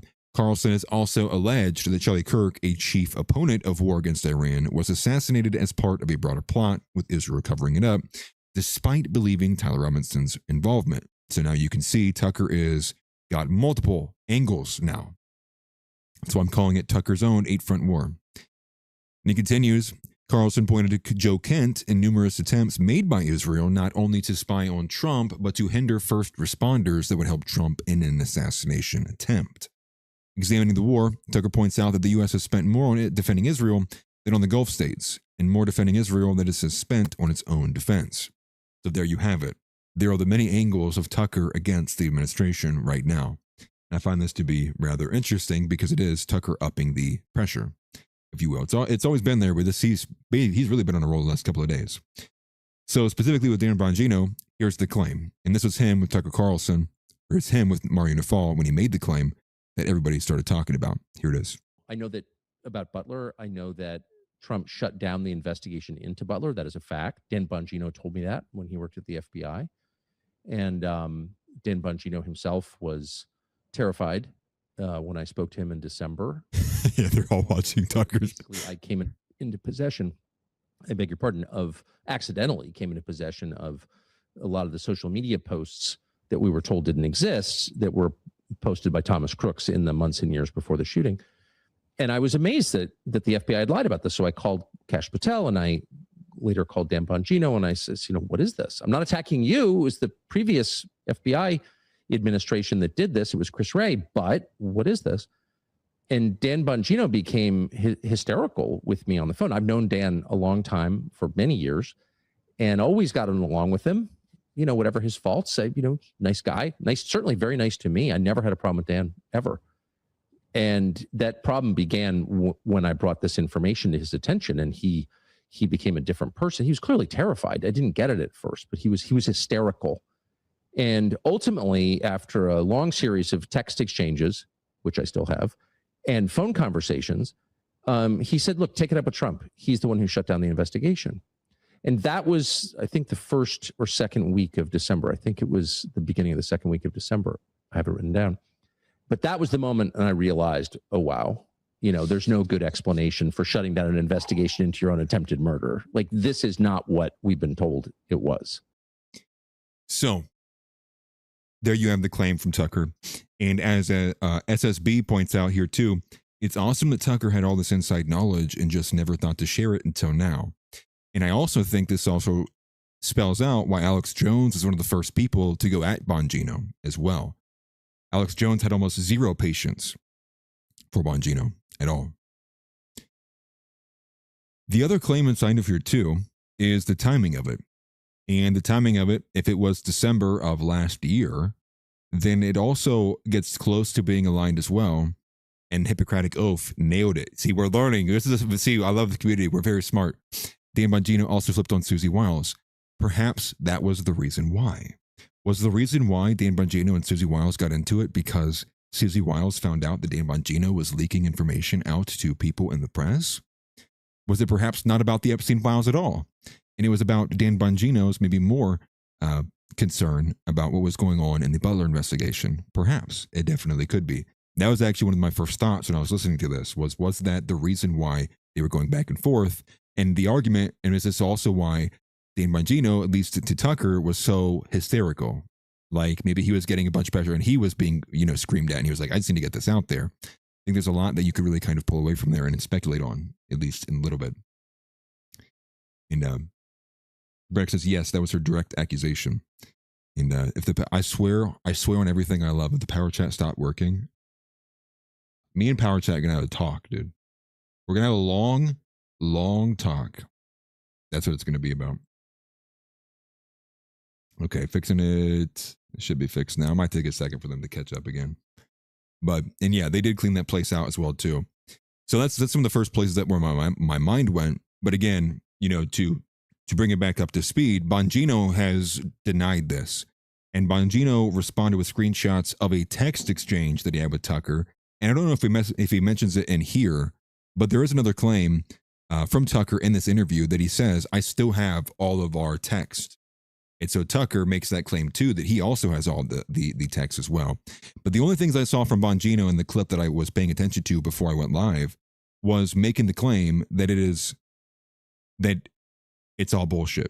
And so Bongino's not even denying the claim, but he's saying Tucker's a liar. But as I said at the beginning, however, Alex Jones also entered the fray. Alex Jones has also come into the scene. And Alex Jones reacting to this, backing up Tucker, saying, no, I was there. Now, Alex gave some details about how he almost missed the flight. It almost didn't happen, but he ended up in Maine late. But when he did end up in Maine, because everything was kind of off center, Tucker got a call. Tucker went into his office to take the call. Alex Jones says he literally heard them yelling through the walls. This is the claim from Alex Jones. So Alex Jones is backing up that this call did happen. And again, the call and the information that was exchanged in the call is going to be, I would imagine, not similar or would be similar to what was in the text conversation, but it's to point out that the text conversation is not the whole conversation that occurred. There is the phone call. Will we get the phone call? I don't know. Will we get a recorded phone call? Perhaps Tucker will release portions of it. I'm unsure. But the point here too is, why now? Why wait this entire time until now to bring forward this information? And especially, and this is something that Dan Bongino pointed out, which I find to be interesting, is that one of the top news outlets that was covering the Butler investigation was the Daily Caller. Do you know who co-founded the Daily Caller? Tucker Carlson and Neil Patel. So there is some oddities in here, and I'm going to tell you, I can't believe wholeheartedly any of them, which is why I said at the beginning that if I had to put a pecking order of belief here, it is that I believe Alex Jones more than the other two.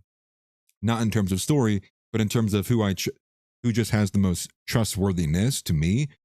I would put Alex Jones as being the most trustworthy there. So at the bare minimum, if we take him at his word, a call did happen. Now, what the call was about, who do you believe? Do you believe Tucker Carlson? Do you believe Dan Bongino? But if we were believing Alex Jones and he's hearing them through the wall because they're yelling or the conversation was getting excited or emphasized to some level, well, then you would have to say, well, perhaps then would probably have to have been like they were either happily kicking their feet up in the air, or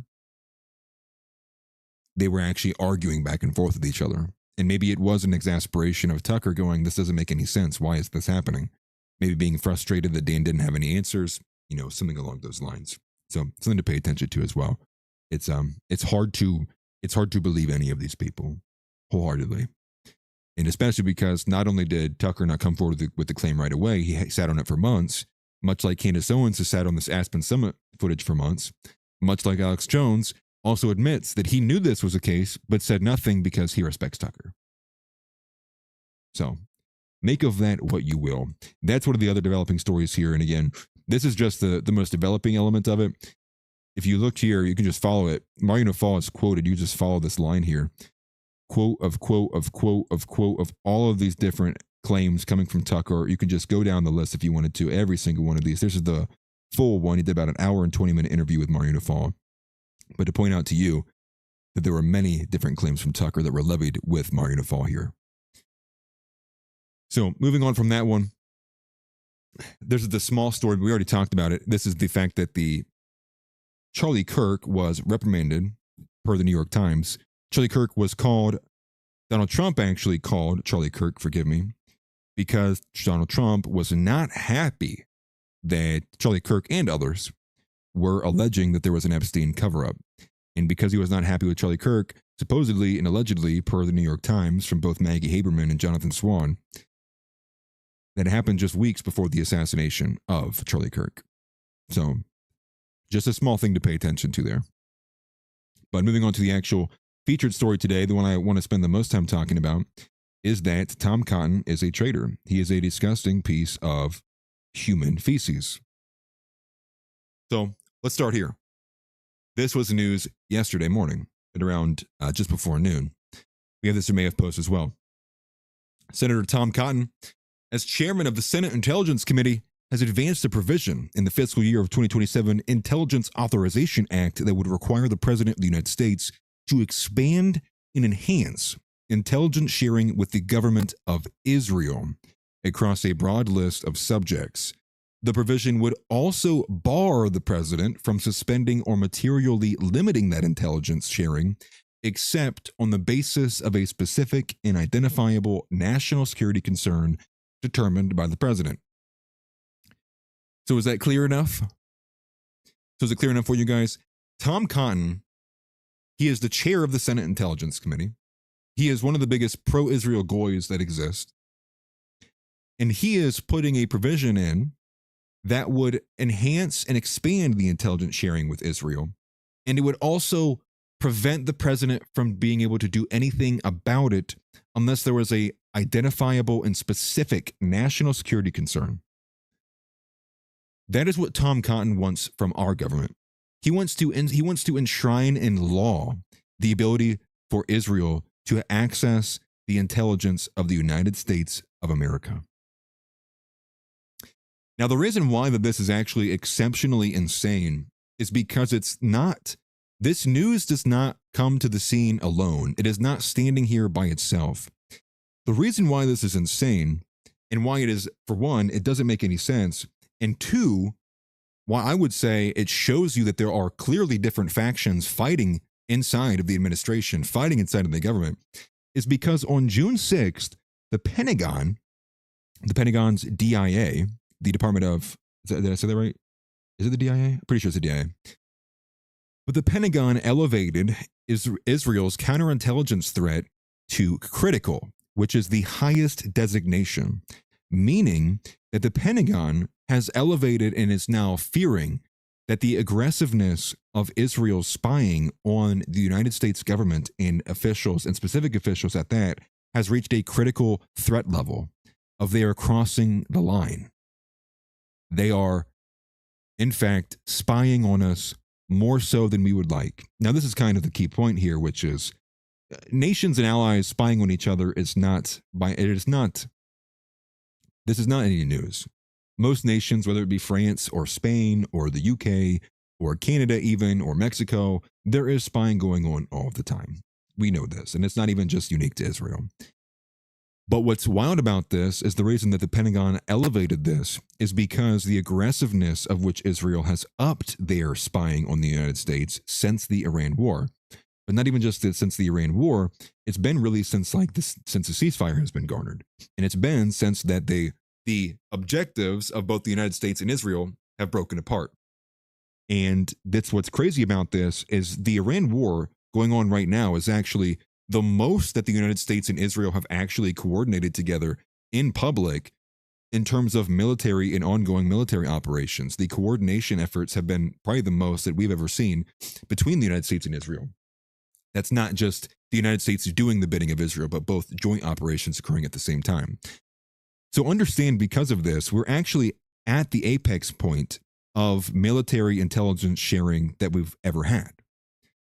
And despite that, Israel is still crossing red lines, still getting exceptionally aggressive, because it's not enough to have all of the access to the military intelligence. They want direct lines and communication channels about the thoughts and the process and the decision-making of Donald Trump in the inner circle of the administration, because they want to be able to guess and predict and know to the minute of what we are deciding to do, how we are going to carry on the Iran war. And I think the reason is because Israel suspects the United States is trying to actively pull out of the conflict before Israel gets anything that they would like to see in this war. And if anything, if we pull out now, we've put Israel in a worse position with a more hardline, more anti-Israel government, a harder regime, if you will, not a softer one. So what's wild about this is this provision, okay? So this provision comes out from the Pentagon that they've elevated this, and there's a report that's drafted. It's like a 7-page report that they drafted out. And they cited these reasons. There's 4 of them here. Here's one of the first ones. That intensified Israeli efforts to collect on U.S. military personnel, policy discussions, and particularly U.S. positions in talks over Iran, meaning that Israel has upped their pressure, what they are doing in terms of spying, specifically towards wanting up-to-date information immediately about what's going on. They can't wait. They can't wait for Trump to call Netanyahu. They want to know now. They want to know then. Number 2, the specific targeting of senior officials. Now, there are 3 of them. Steve Witkoff, Elbridge Colby, and then there's another, which we'll get to in one of these snippets here as well. Number 3, incidents including spyware installed on U.S. defense personnel phones in Israel, which is a little insane because the way they describe it surreptitiously is this like the software just appeared on their phones. I'm not even lying to you. This is the way that it's described by the New York Times. Is that all of a sudden the software is just now on my phone. The Israeli spyware, I was just on Facebook. Where the hell did this app come from? Which is crazy. And then it goes on. Number 4, some officials describe the aggressiveness as unhinged.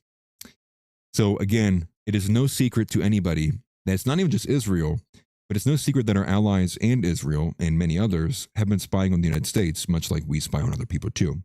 But it is that this recent aggressiveness have crossed a line. So I'll read to you the snippet here from the New York Times. Israel and the United States have long known and tolerated that each was spying on the other. But an intensified Israeli effort to learn about U.S. positions in talks with Iran has crossed a line, according to some American officials. The reports include concerns that Israel has stepped up its efforts to eavesdrop on senior American officials, including Steve Witkoff, President Trump's top negotiator, Elbridge A. Colby, the Pentagon's top policy official, and one of his main deputies, Michael P. Dominio. The 4th. Another report written by the Defense Intelligence Agency and other military intelligence offices and focused on earlier events going back several years. said that the counterintelligence threat level posed by Israel had been increased in recent weeks to the top level from high to critical. The report, to which the Defense Counterintelligence and Security Agency contributed, outlines various efforts by Israel to spy on American military personnel and government officials. And so that's one of the opening snippets here. But the reason why the DIA, the Defense Intelligence Agency, drafted their report, the straw that broke the camel's back, was the numerous instances in which American defense personnel in Israel, and as I just said, had detected that software to tap their communications had just appeared on their phones. It had just magically was just there. And again, it's surreptitiously, right? Stealthily, covert, non-consensual. And so the story was initially published by NBC News and was later then picked up by the New York Times. But they also draft inside this report, they don't just touch upon the most recent events, they also talk about things that had happened previously as well too. So this snippet here reads, the report, which incorporated contributions from a number of military intelligence agencies, also details several episodes in recent years.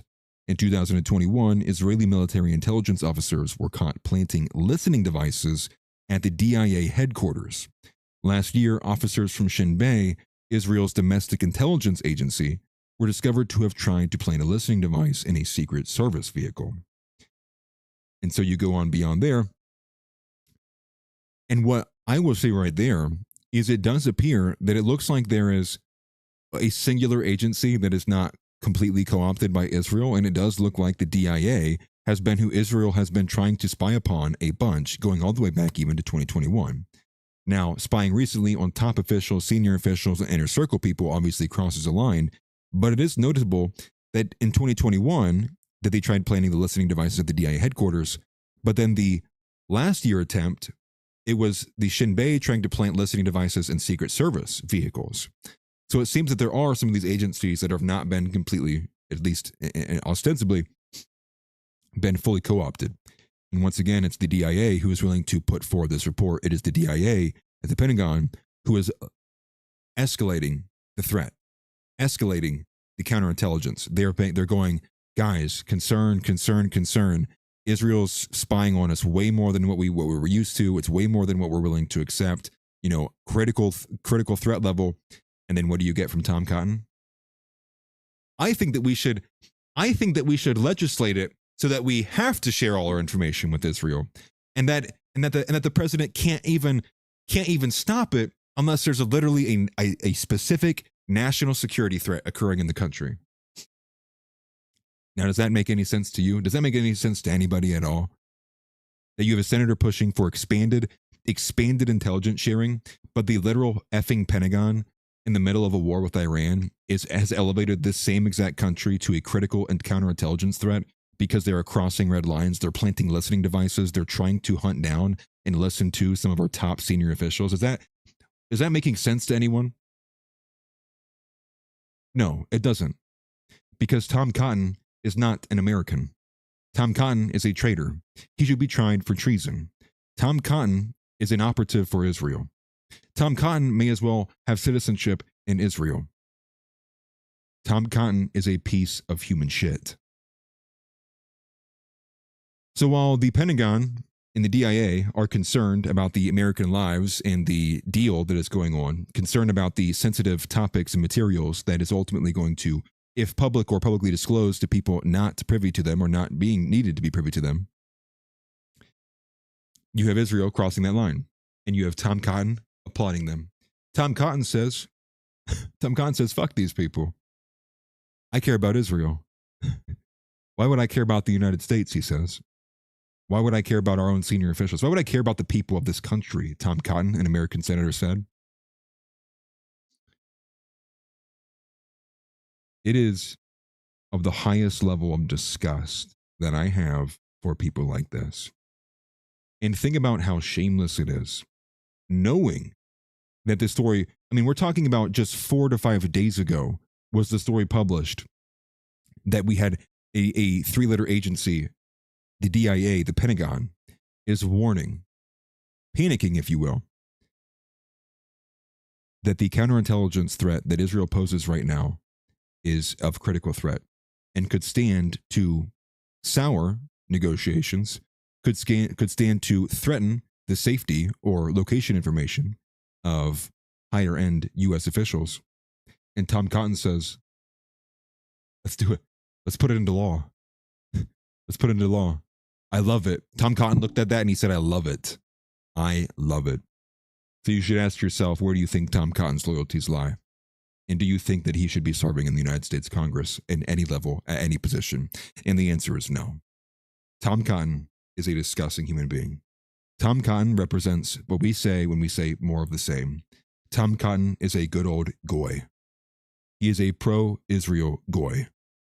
And he is part and parcel one of many reasons, but he is one of the more prominent voices of these pro-Israel individuals who will stop at nothing to tear down and rip the best and sovereign interests of this country to hand to Israel because he is a heretic, Jew-loving psychopath.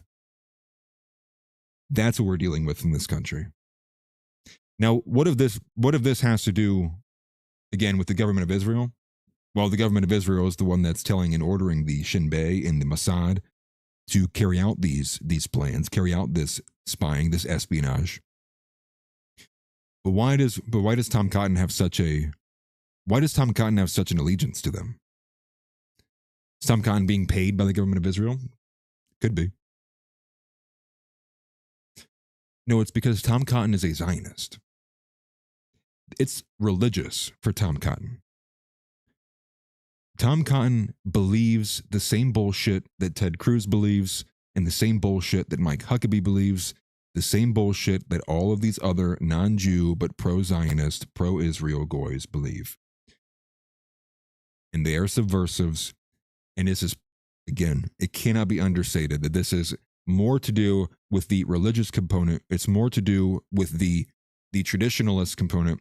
It's more to do with the Jewry, the Judaism, the Zionism, than it has to do with the actual government of Israel. Explaining why Tom would want this, why he would put it forward, and why he think even people would vote for it. Because that is the grassroots element of what the control arms are in this country of Israel. At the top, you do have the blackmail. At the top, you do have the blackmail operations. You do have the compromise. But on the lower level, you have the Schofield Bible. You have the subversion. And you have the lie, the heretical promise of what is promised to Israel. Those who bless Israel shall be blessed.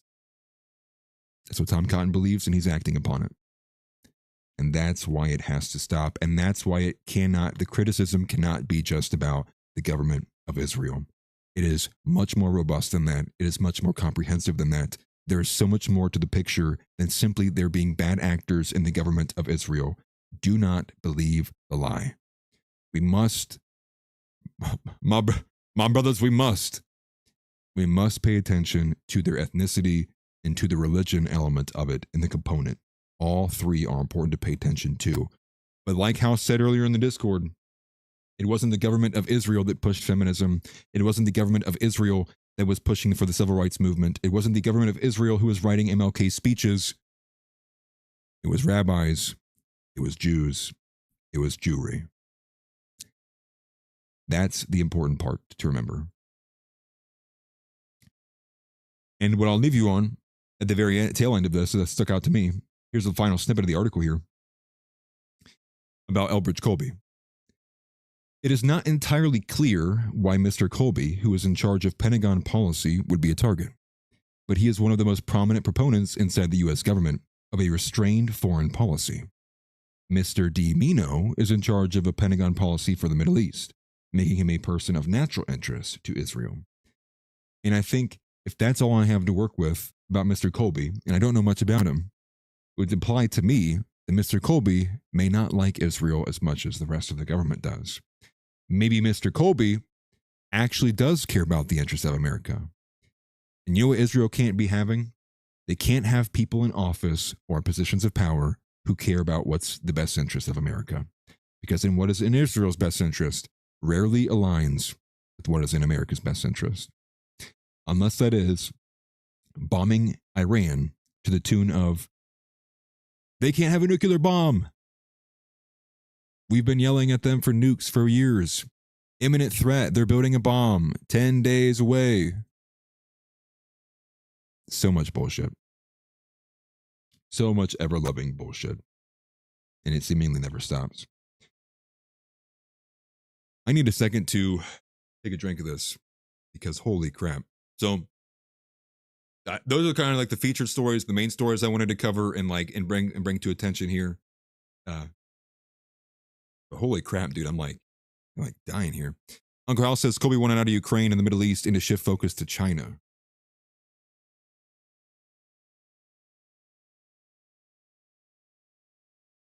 I'm gonna have to learn up on Mr. Kobe because he looks like he's not even 40 years old.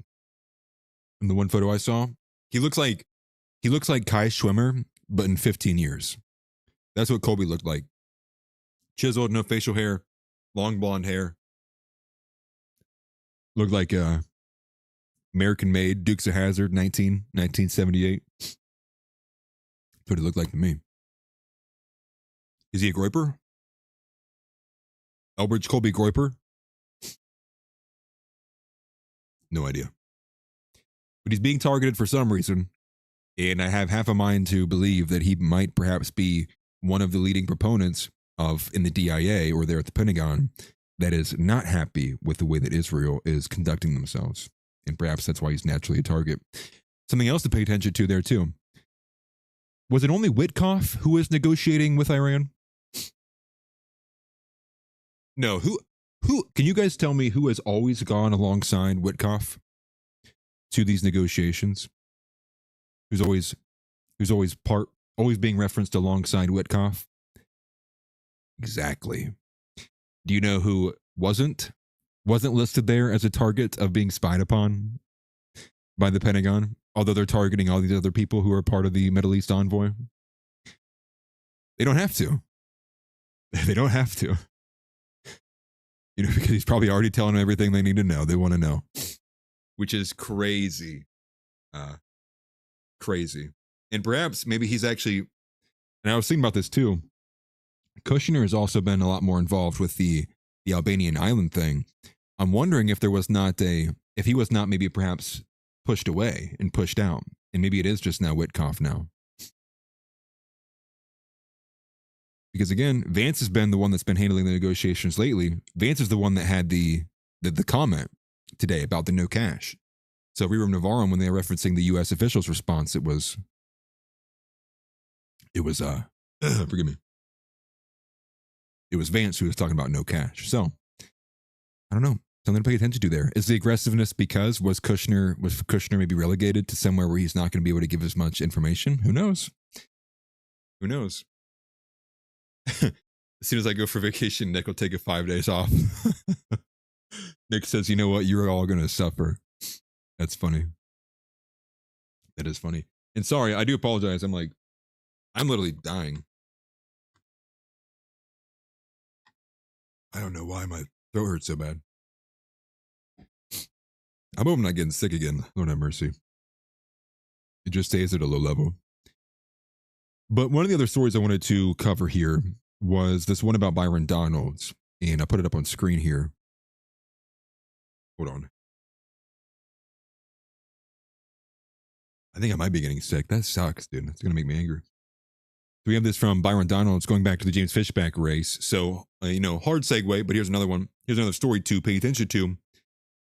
And that is that the Public Sentiment Institute had an overnight flash poll on the Florida Republican primary, in which 25% of Byron Donald's voters would flip if he doesn't participate in a televised debate. And as they say right there, 9% outright said they would flip to Fishback, with the other 16% flipping to just undecided.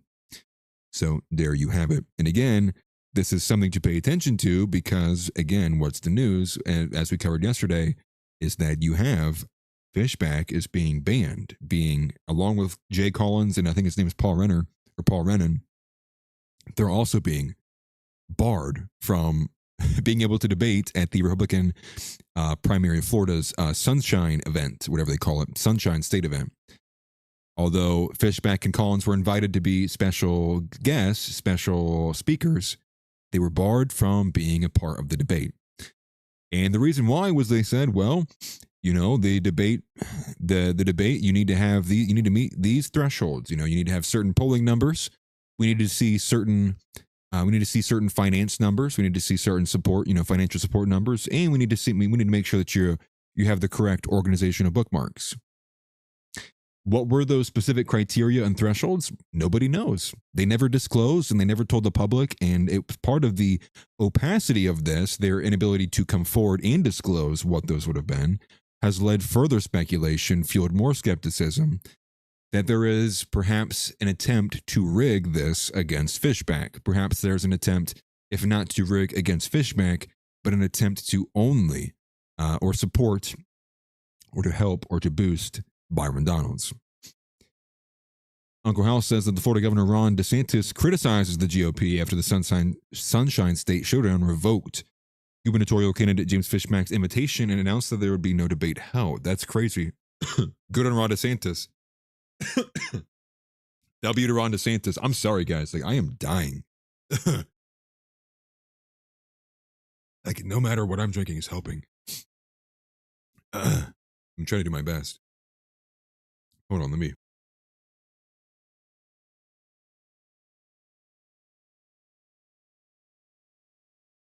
Maybe I just yell at the top of my lungs. Will that help? Holy crap. Massad, what'd you put in my water? Hilton sent $49. Happy Friday. Thank you. Hey, W to Hilton, bro.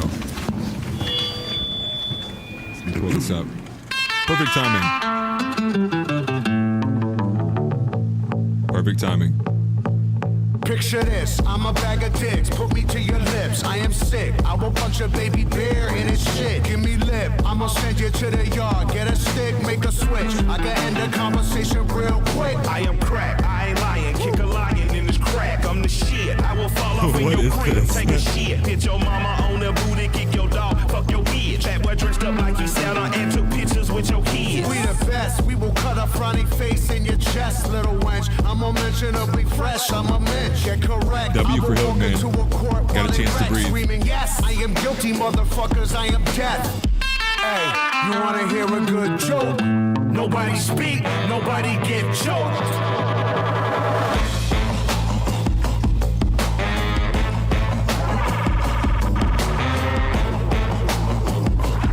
Happy Friday, everybody. Happy Friday. Get running, start pumping your bunions, I'm coming, I'm the dumbest. Who flame throw your fuck shit to Funyuns. Flame your crew quicker than Trump fucks his youngest. Now face the flame fuckers, your fame and fate's done with. I walk Charlie Brown, Peppermint, Patty, Linus, and Lucy. Put coke in the doobie, roll woolies to smoke with Snoopy. I still remain that D-rabbit slacker to spill the Wookie. Cause the total of the Thule will murder you friggin' moolies. Fuck out of here. Yeah. It's like a Congress rap battle.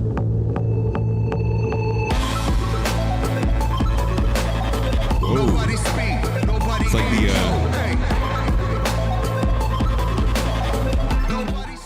it's like the scene from that church scene where they all start like fighting each other and shooting each other, stabbing each other. The Kingsman, right? Kingsman, I do believe.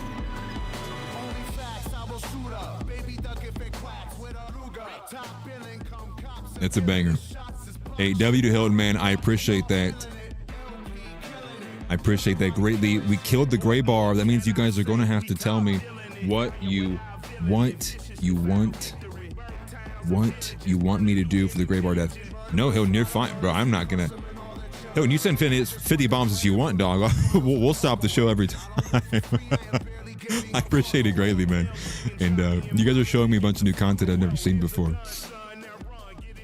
I do like this kind of slower beats, though, by the way. And you're still the one that's sending the money, man. I have the option for it. We're gonna play it out. This is the way it works here, man.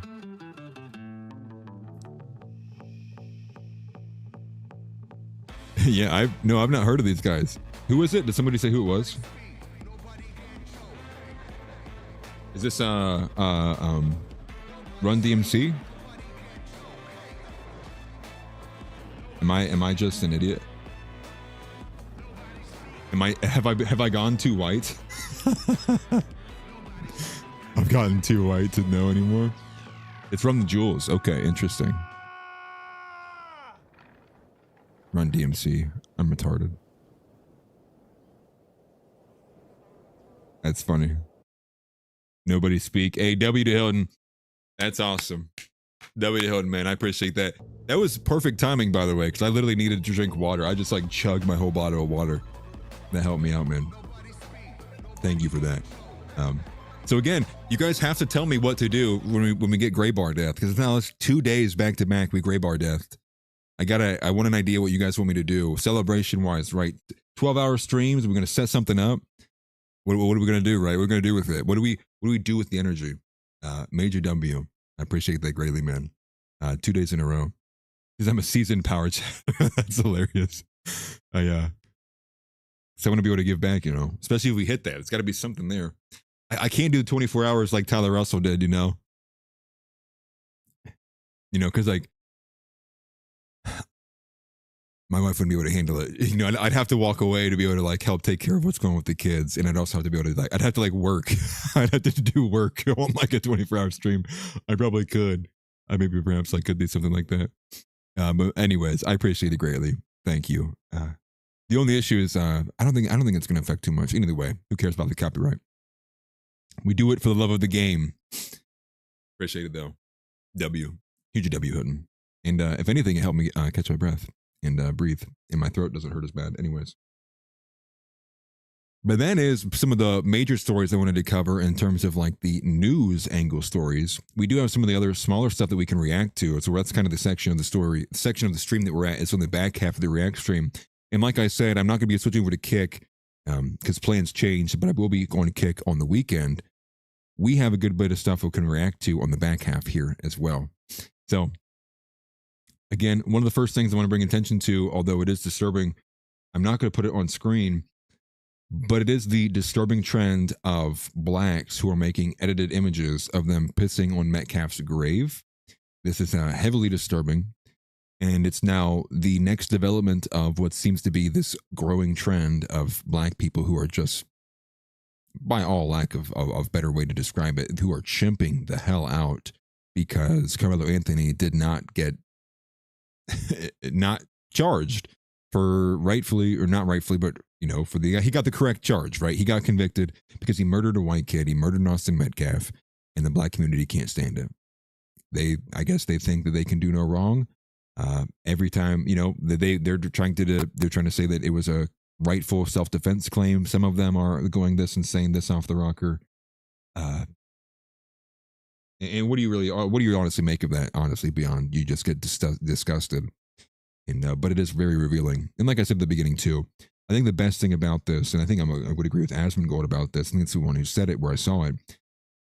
What this does is it is, especially for the duration too. I mean, like this is now days and it's getting worse, right? It's like it's getting worse. It's like more and more blacks are contributing to this trend.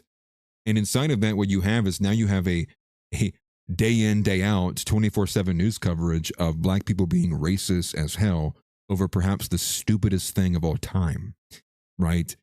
This isn't like BLM being mad because a black guy was shot who was robbing a store. This was because a black kid, a 17-year-old black kid, now turned 18, stabbed another white kid in the heart because he was in a place he shouldn't have been, and the white guy, Austin Metcalf, said, "Hey, you're not supposed to be here," to the tune of 15 times. Not to cover the story again, but it is to say, like, this is a retarded thing to overreact to. This is a retarded thing to feel like this at all. And I think inside of that, you're going to have many people who can't look away from the truth, who can't look away from the reality that is. There's clearly a massive portion, and this is from the normie perspective, there's clearly a huge portion of black people who are heavily racist against white people, who would like to see nothing other than white people be killed, stabbed, beaten to death at the bottom of the totem pole, suffering, in pain, immiserated, all of that. So, I don't spend too much time on that, but that is a story there, and something to pay attention to. A positive development in this actually is Aiden Ross. Now, Aiden Ross has donated a bunch to the Metcalf family, and now he's also adding that he's going to now donate another $600K to the Metcalf family. That's what we're going to be putting up on stream here. A positive from Aiden Ross. There are good Jews, apparently, and this is a W to Aiden Ross. So I'll read this first from Uncle House. He says, classification. This is typically charged as a Class A misdemeanor. Penalties: conviction can result in up to 1 year in county jail and a fine of up to $4,000. Interesting. The classification for what exactly? What is the Class A misdemeanor? Maybe I'm just being an idiot. But I'll put it on screen though for you guys. This is the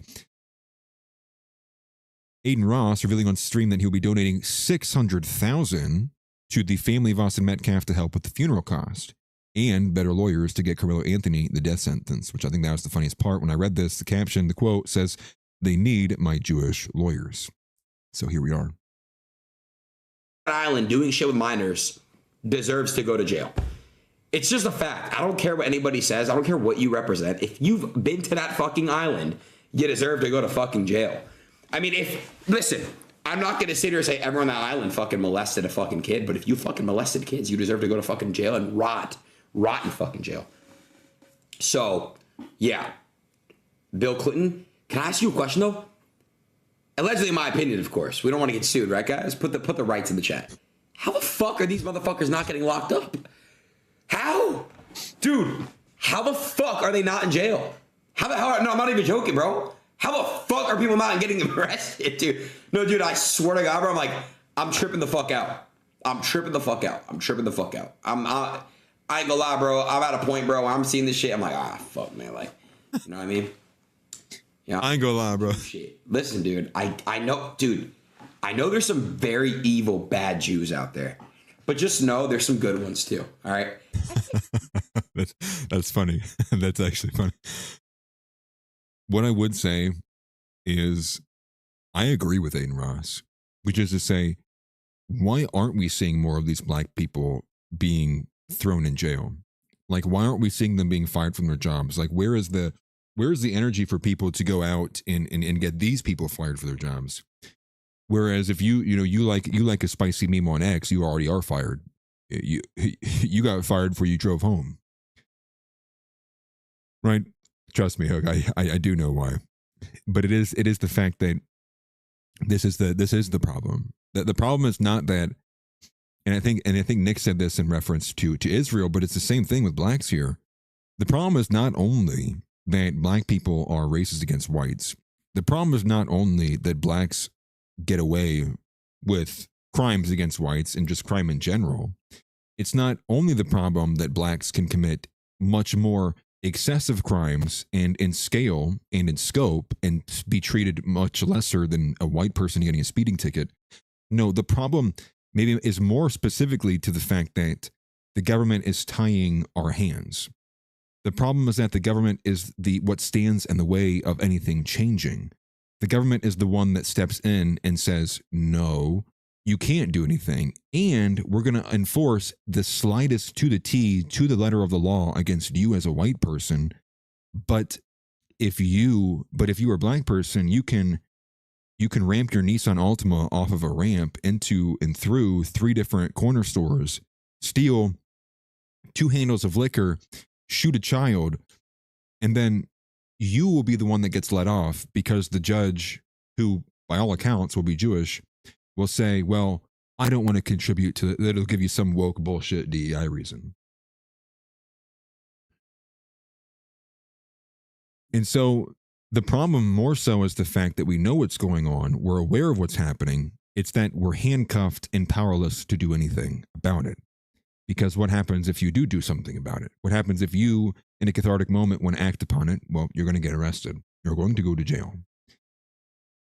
You're going to get 2 white dudes who are cucked beyond belief are going to come into your home with a Remington 870 and whatever other standard issue weapons. They're going to blow the door off your home If you have 2 unpaid speeding tickets, they're going to rip you out of your house in front of your wife and children. They're going to drag you to the courtroom, and they're going to make you stand trial, and they were going to prosecute you to the fullest extent of the law.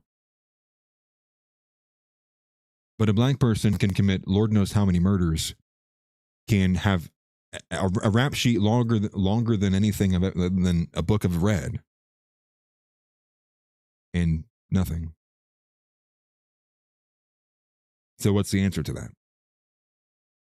That seems to be the problem here, which is we recognize that the powers that be is very, very lopsided.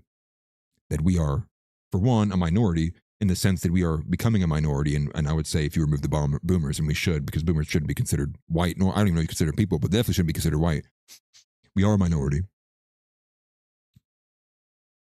And so we're a minority in terms of race, in group, out group. We're a minority in terms of ability to inflict power. We, by all accounts, have no power at all. I would wager that's probably the biggest issue, is that we have no power.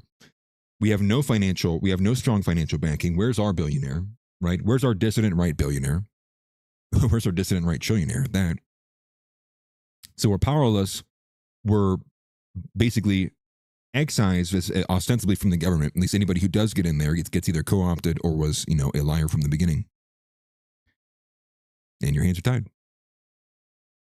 And that's why it is incumbent that we have to start, you have to do the incremental elements. Luckily, we have somebody like Aiden Ross here, $600K dumping it in, Austin Metcalf's family. And what do we say to that? Should the Metcalf's family reject the money because he's Jewish? No, I don't think so. But Nick also made a good point too, which is to say that here's now Aiden Ross, who I think this is now between both this and that, his earlier donation, that's going to be close to $1 million. I mean, like Aiden Ross is like out. He's out donating like everybody else. He's out donating the entirety of the white population towards Austin Metcalf, which once again reflects a major disparity, which is we're just losing on all fronts. Losing on all fronts. And no hook. Completely disavow. Maybe learn how to use a firearm. Do not exercise it, please. Please. Please do not just start doing shit like that. It might feel good, but all I'm going to see is man arrested in Arkansas, giving him the death penalty. Man arrested for trying to prevent a liquor store from being robbed. That's just, And you should know how to use it. You should be prepared. And that's something I've always preached too, is like you need to be self-sufficient. You need to be self-sufficient, and you need to not rely on just the expectation that someone will be coming to help you, someone will be coming to save you. As much as you possibly can, you need to be self-sufficient in terms of ability to, if you could, can you carry your wife and daughters on your back, right? Do you know how to fire a firearm? Do you understand the basics of survival? If I asked you with a stick and a rock, could you walk outside? Could you start a fire? Could you start a fire in 30 minutes? Do you know what Kindle is? Those are the kind of the basic things. Like, do you understand? Can you close a wound? Do you know how to operate a tourniquet? Do you even own a first aid kit in your house? Do you have a takeaway bag? Do you have extra food supply? Do you have water in your home? Do you have an secondary power source of power? I mean, you could go down the line. How actually self-sufficient are you? Now, I not be the best person to go down a checklist with you. I think there's better people who would much serve you better, like PNW Gorilla. I think is somebody who would be a lot more better serving in terms of those elements to be self-sufficient. But I would also encourage people to as well. And that's on maybe a more practical level of survivalship. You need to also be self-sufficient in the sense of you need to be somebody who is vigilant, and also as much of human capital as you possibly can too. In terms of being an intellectual powerhouse, you should also pursue that as much as possible. And two, also can't forget your walk with Jesus Christ. That is also a component there as well, giving you a flavor of your mentality, if you will. And yes, what was it that you had posted? Bibfict. Guess I can't really see what that is. But yes. So shout out to Aiden Ross, W to Aiden Ross, 600K, getting better lawyers, maybe perhaps Jewish lawyers, to ensure that Carmelo does not get the appeal. And let's hope so. Let's truly hope so. Then we also have Chad Champion here. We'll touch upon this here as well. We have Chad Champion, and he got disavowed by Nick. And this is a bit more of the drama, what you could consider the drama element, if you will. But Chad Champion was disavowed by Nick Fuentes last night, and it's one probably more in the same vein, in the same light as it's a bit different than an e-girl, obviously.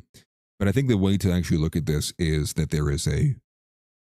there's clearly a tried pattern of behavior, a glitch that's not been patched, in the word of Kai Schwimmer, which is this method that seems to be that many people will try to align themselves or embed themselves inside of the Groyper movement or get it close up under the wings of the America First movement. And they use that to bloviate their own ego, their own channel, their own following. And then they just start spouting out, and now they're not a Groyper. Now they don't agree with Nick. Now they're, and it's happened many, many, many times. It seems to be the birthing channel of an A-logger. And so, walking you through this, I'll start you with a super chat of Nick responding to this. Somebody did put it in the super chats last night. If I'm addressing Chad Champion, and again, by all accounts, I am a Groyper, and this is why we covered this stuff. Is because I am a Groyper. I do believe in Nick Fuentes, and this is just where we are. So if that needed to be said for anybody who wasn't aware. This is from Asuka Groyper. Great account. That's a good follow. Saying Nick Fuentes addresses Chad Champion, saying he's not a Groyper. Here is the clip. Very short, only 50 seconds long. Soam sent $20. Chad Champion said he's not a Groyper. Is it time for the Groyper curse? No, well, that's just useful information. If he's not a Groyper, then, fuck everybody that's not a Groyper. That's what okay, you're not a Groyper, then no Groyper should ever support. Anybody that's not a Groyper should not be supported by Groypers. I'm a big believer in taking our own side. People have a funny habit of like benefiting off of Groypers, riding my coattails, taking advantage, and then they say, oh, but I'm not a Groyper. It's like, okay, then we're not going to do anything for you ever again. Yeah. So, okay, I mean, that's just useful. Oh, you're not a Groyper? Okay, that's good to know. The New York Groyper sent $33. He said, oh, you're not a Groyper? Good to know. Good to know. And so there you have it. That was Nick's kind of response there to that. What I have, though, is here's the actual source material. This is Chad Champion himself saying it.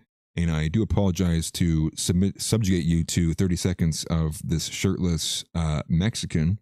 I don't even know what he is. I thought he was Asian, to be honest with you, but here he is. Because here's the thing, you're not gonna be chopped and not funny and falling the fuck off and then start attacking my people. Here's the thing. We ain't Groypers, okay? I don't cannibalize my own people. You attack one of my people, we're all coming for you. We stick together. It's Article 5 in this shit. Let me make that clear. The Chadites, that's an alliance right there. Attack against one is an attack against all. Okay. So he calls himself the Chadites. Says he's not a Groyper. His people aren't Groypers. And so that would be Chad. That's going to be people like Young Putin. If you've noticed that account on X, there's a few of them that are like this. I can't think of any off the top. Omega Groyper is one of them, although I'm not sure how big he is. But there's a few that are inside of this Chadite group. Ultimately, I've stayed away from it. Everybody's kind of asked me. Even people asked me last night my thoughts and opinions on Chad. I've never had any kind of direct issues with him at all. I mean, this is obviously just him, I think, trying to do something on his own. I think it's just idiotic. My overall take is I think he's a bit performative. I think there's obviously something you're probably not trying to appeal or trying to be much too political if this is your setup, if you will. And as somebody pointed out as well, there's another camera angle. He has photos of himself above his monitor. I find that also to be weird. If I could show you my wall right now, or maybe I'll take a photo of it and post it on Discord. Take it from me, there are no photos of myself shirtless, hanging above the wall. I can't speak for Zeb Boykin and Josh VanDerNoord, though. You guys should see their studio. Just kidding. That is a joke. That is a joke. But here's this. This is Beardson's response to this, and I think it is the correct one. Here's the thing. You're not going to be chopped and not funny and falling the fuck off. And then... Bro, what do you mean falling off? Like, how you going to talk about falling off when you've never even been there? You know what I'm saying? Like, so I mean, again, sorry. How you going to talk about being chopped and falling off? You've never been there. You've never been there, dog. What are you talking about? What are we doing? You know, it's crazy. Are attacking my people. Very crazy. And what, all 5 of them? All 5 of your people?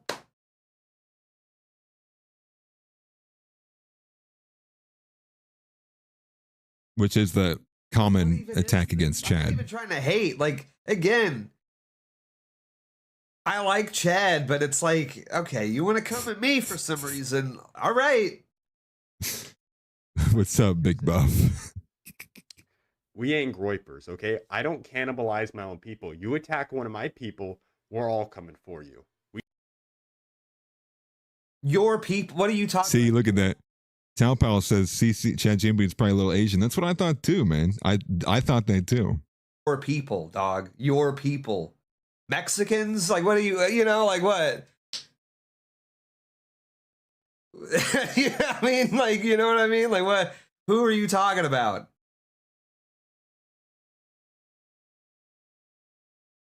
We stick together. It's Article 5 in this shit. Yeah, I don't know if he's really, I don't think he's disguising his identity either. His face is out there. I saw it this morning. The jump scare made the phone fall out of my hand. I had to ask a nurse to grab it for me. Because, you know, it jump scared me so bad, I woke up in the hospital. Someone on my phone, they're like, yeah, but nobody wanted to open it. There's a really scary image there. We almost turned it over to the police. I was like, yeah, thank you. You should have. I almost did it myself. So I don't know what he is. I can remember specifically that there's a moment in time where Nick talked about him as well too. Something to the effect of like, you know, we're not the same. And I think Nick did say, he's like, bro, he's like, you're 50% Hispanic, right? Like you have black hair and black eyes. Like, he's like, I have brown hair and green eyes. He's like, I am 25%. He's like, that's why I am something and you are nothing. I remember that very, very vividly from Nick. I'm not sure what the nature of the relationship is there with them. But again, I don't try to start beef. I don't try to start drama. I try not to be engaged in it. I try not to bring it to me. But I've long kind of held my tongue about some of these comments from Chad Champion, to be very specific with you, because not that he's ever really rubbed me the wrong way, but I've always just found it to be cringe and corny. I find it to be in the same element and vein of brown clownery, like we would, you know, attack, Sneeko with. But Hilton's right too on that, and that's part of another reason why. I mean, he's an old head, he's an ancient head, he's been around for the movement for a long time, and me as being a new head, I'm just not. You know, I'm not going to come in and step in like that, right? But it is good to see it. And so once the green light has been given, we have attacked. The green light was given, and to bring you up to speed as well too. I was one of the first people to notice this. I posted it earlier. Got picked up by Beardson Beardley's clipping account. That he's also been suspended as well off of X. For what reason? I have no idea.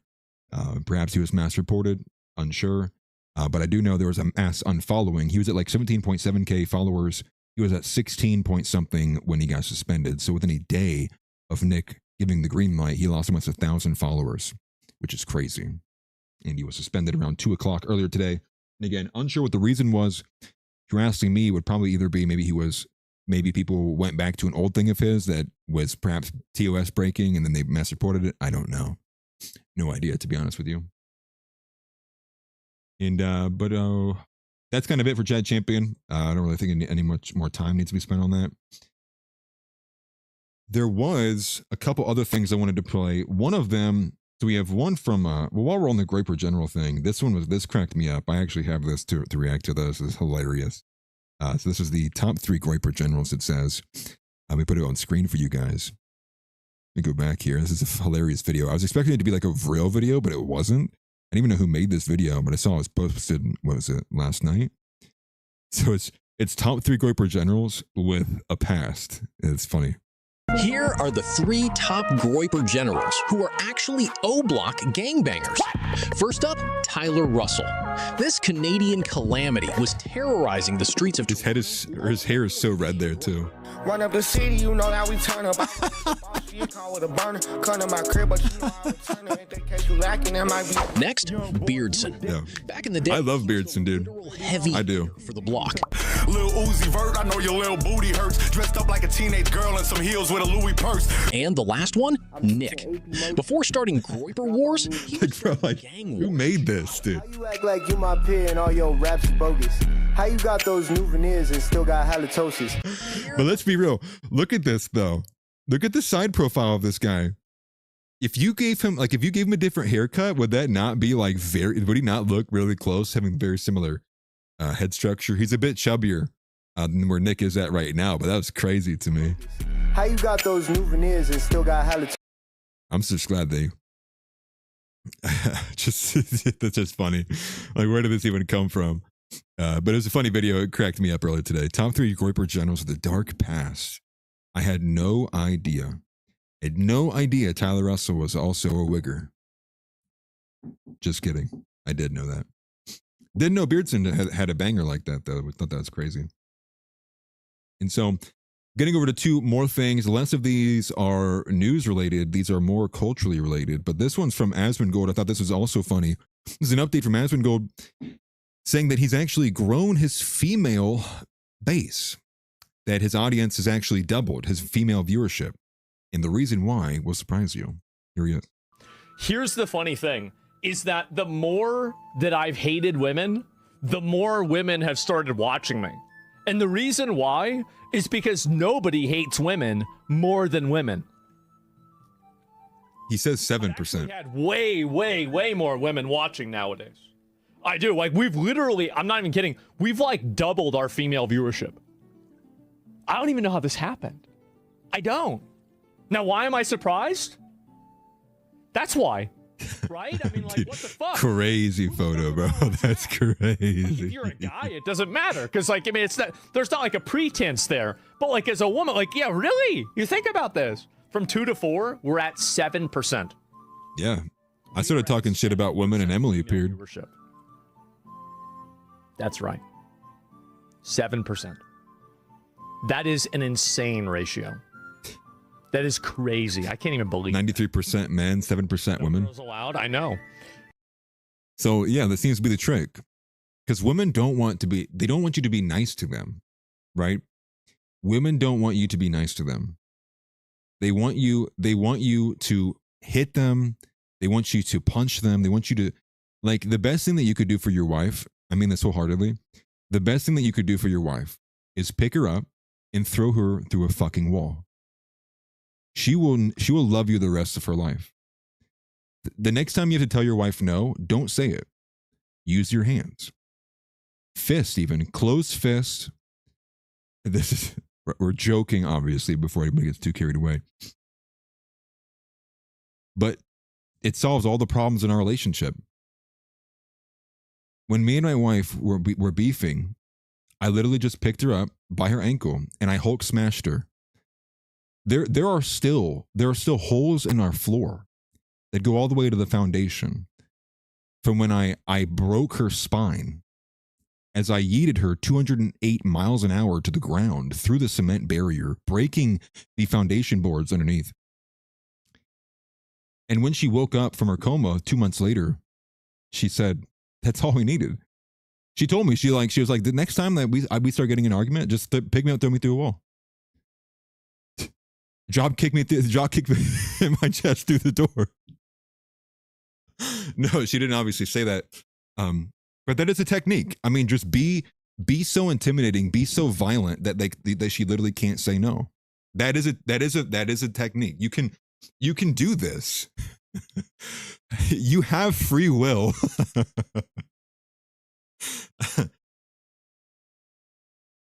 Highly recommend. Yes, I'll do it again. Don't tempt me. It's like that. You wouldn't get it. It's like you wouldn't get it. Crash test girlfriend. Yeah. Yeah, and now she's made of steel. Now I've made her, now she's a little bit more black man proof. You know? And that's kind of the goal there. You know, next time she's walking down the street and one of these black people want to stab her in the throat, the knife just bends. Oh, what's that? I trained her.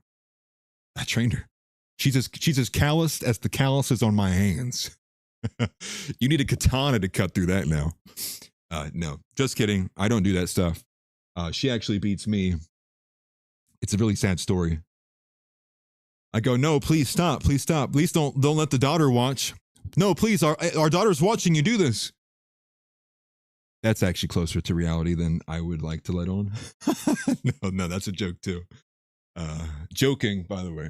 We're being performative. I'm tapping into my inner Sneeko and Chad Champion. We're being a bit performative here. We're being a bit entertaining here. But yes, heavily recommend having an argument with your wife. Punch her in the jaw. Send her. And dude, it's the moment they go airborne. And it's like the moment they go airborne, they have the realization that's like, oh, there's nothing I could do here. And if you can send her airborne, you win. You win. And yeah, I'm gonna run for the bathroom. Of course, hey, we reached the hour mark. Power chat turned off again. We love it, dude. We love it. Oh, we love it, don't we? Power chat, you bastard. You bastard. Yeah, and now she is paralyzed.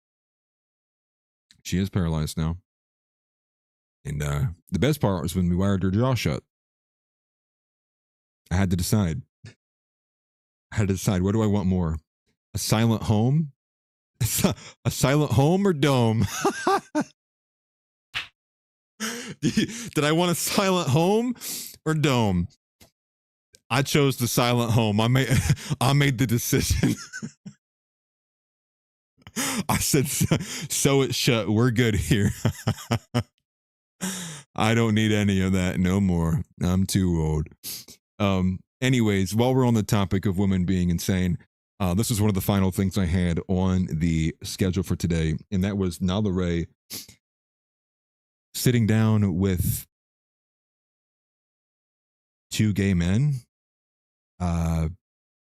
who are like, can see the future. They're seers, they're prophets, I guess. I don't know, dude. Like most of the time that these people are black Hebrew Israelites, but these are two gay white dudes. Unsure really what this is even about, but here's a 2-minute clip because this is literally just insane. I'll put it on screen for you guys. So Protestia covered this. Nala Ray hosts Phoenix and Cody of Eden Ministries, two crackpot deliverance ministers who do paid sessions over Zoom, including for her and her husband. Wow, it's lovely. They say they are seers like Daniel, Elijah, or Peter, and they see Jesus all the time. This is a dark road for all. And so here's this portion. This part was just, I don't know. I'm not shocked by anything anymore, to be honest with you. Explain your giftings too. Yeah. It ties directly into what you're doing. Yeah. So I let him explain mine because I don't like talking about myself. It's weird.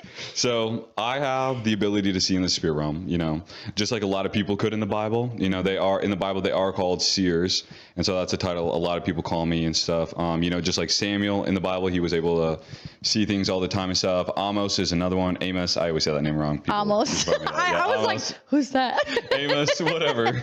Ezekiel could also see in the spirit realm. Elijah, Daniel, Peter, John. You know, all these people. It's always the same people having encounters with angels and stuff because they could see skiers. And so it's something I just have always been able to do since I was little. Like I don't even know what it's like to not. So how I see Jesus in the spirit realm during some sessions or sometimes during at church or something, like he'll make an appearance. Like I see his light in every single believer in Christ. And especially when I'm doing deliverance sessions, then he shows me the courts of heaven where we're going, and he's standing there for the person I'm praying for in the courtrooms of heaven. He always just looks like a man made out of pure golden light, where I can't even. I just think that they're gay. Make out any facial features. I think they're just two delusional gay guys. A man made of pure golden, this liquid golden light. And the reason that he sees it like that as well is like there's other seers, right? And they have all seen Jesus is a very common. How funny would it be if the dude just smacks him? Like, I don't need you to fucking speak for me. Anyways. But they didn't because they're gay. They see him a little bit differently. Some people could see him as like a man because that's just the way their brain works. Yeah. That's the way he presents himself to them. The way that he sees things, we've come to learn, is the embodiment of whatever that thing is. So that and so Cody's gift of prophetic wisdom, like even when I look at him spiritually, which we just did a video about this. But like it's like he doesn't even have like a scalp. It's almost like he's scalpless in the spirit realm, and his brain is just like, the way I see the Holy Spirit is always just like this bluish white fire, like it's literally just ablaze in your entire cavity of your chest right now. Wow. Same with Cody and stuff, but his is also like in his brain, and it's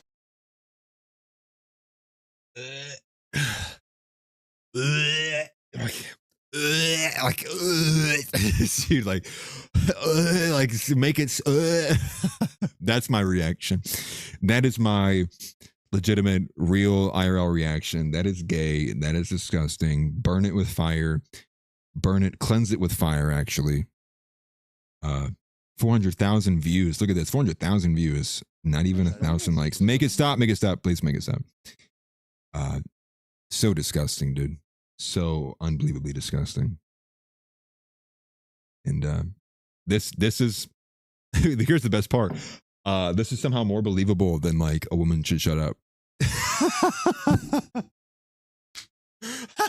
Like this is more believable than it is that Nala should probably not be a leading voice for Christianity, right? Like this is what the state of evangelicals, the state of Protestantism. It's just, guys, it's so cooked, man. It's so cooked. Yeah, you see all this stuff right here. They're like, wow, whoa, lovely, real. I'm so tired of it, guys. I can't handle it anymore. I can't do it. But to recap, everybody, for today, nobody knows what the hell is going on anymore. Iran just seems to be a hodgepodge of just nonstop. Who even knows what? Liar, liar, liar, liar, pants on fire. Iran's on fire. America's economy is on fire. And Israel's somehow winning and getting what they want. American interests are treated as not even second and third items on the list. American interests aren't even on the list. And the Iran war stands to also threaten not only the global economy, but it stands to threaten affordability and many things here in America as well. It also stands to reason as well, too, that beyond that, we also have a lot more claims coming out about these U.S. biolabs, more kind of taking into consideration that there should not be this kind of exceptional amount of money pushing for gain of function research. So shout out to Tulsi Gabbard, at least for that, pushing that there forward. We also have the Tucker Carlson carrying out its 8-front war against Donald Trump, which seems to be going spectacularly well, with now stirring up more drama with Dan Bongino. We have blacks pissing on the grave of Austin Metcalf, at least digitally. At least that's what we're being told. I would calmly ask the FBI or somebody, some police or Metro Police, someone, please go do a DNA test on the grave and see if there is non or other human fluid or other kind of DNA material there, and arrest those people and put them underneath the prison. Bury them there. I don't even care what you do with those people. But that's unsustainable, and those people are disgusting. Sneeko is gay. Byron Donalds needs to debate, or he's going to get smoked. Tom Cotton is a traitor to this country, along with many others, and so are all of the other Zionist and pro-Israel Jews and pro-Israel goys who push for all this BS. Chad Champion got disavowed. And Hunter Biden may very well be the next vice president of the United States of America. But that's going to do it for me tonight. I appreciate you guys. And I will not be streaming on Kick, but I will be on Kick and on YouTube both tomorrow and on Sunday. I will update you guys when I have an idea of when that is going to be working, when I will be able to get that done. But shout out as well to all the supporters. Again, it's been overwhelming and humbling from you guys. Hilton Head, House, Merely, Mr. Moss, Smelly, Mitch, all of you guys. I appreciate you greatly, and many more. Don't think because I couldn't remember your name that I don't appreciate the support. I appreciate all of it. Even you, Emily. But lose the weight though. Looking a little chubby. Anyways, no, just kidding. That was a little too far. Okay, I'm sorry. That was maybe a little too far. Just kidding. No, not at all. That chin, that double chin. Okay, no. Okay, joke's over. I appreciate you, Emily. Thank you for being here. And yes, once the women are on side, I do agree. Actually, I do agree with that statement you put forward. When the women are on our side, it'll get a lot easier to convince people and to convert them. And I do think it will be integral that we continue. But again, doesn't mean we let them take over the movement. Doesn't mean we put them in positions of power. It just means it helps that they are privy and pro our ideas. And I think it makes it much, much easier for other women to become more pro to these ideas as well, too. But crazy stuff going on. Crazy stuff going on in the world. So much of it is lies, and so much of it is Jewish. And the worst part is, you say something about it, you walk outside, you get killed by a black person. Such is the state of America today, American politics. But it's been a great week. I'll see you guys on Kick over the weekend. I'll be trying to get a hold of Raymond. But anybody who wants to be gaming, please get a hold of me tonight or in the morning tomorrow as well. That will be very helpful for me. So probably looking at Craig, Tix, perhaps Raymond. Might get a hold of Tom Foe. Anybody else who would like to be a part of this as well, please get a hold of me either on Discord or DM me on X. I'll be paying attention to that tonight. I'll add you into the gamer section of the Discord, and where we'll be doing all the updates. So Valheim for sure, but we'll perhaps be looking maybe at something else. I don't know if we're going to be doing any more of the back rooms. Capo won't stop dying, and I can't do it alone.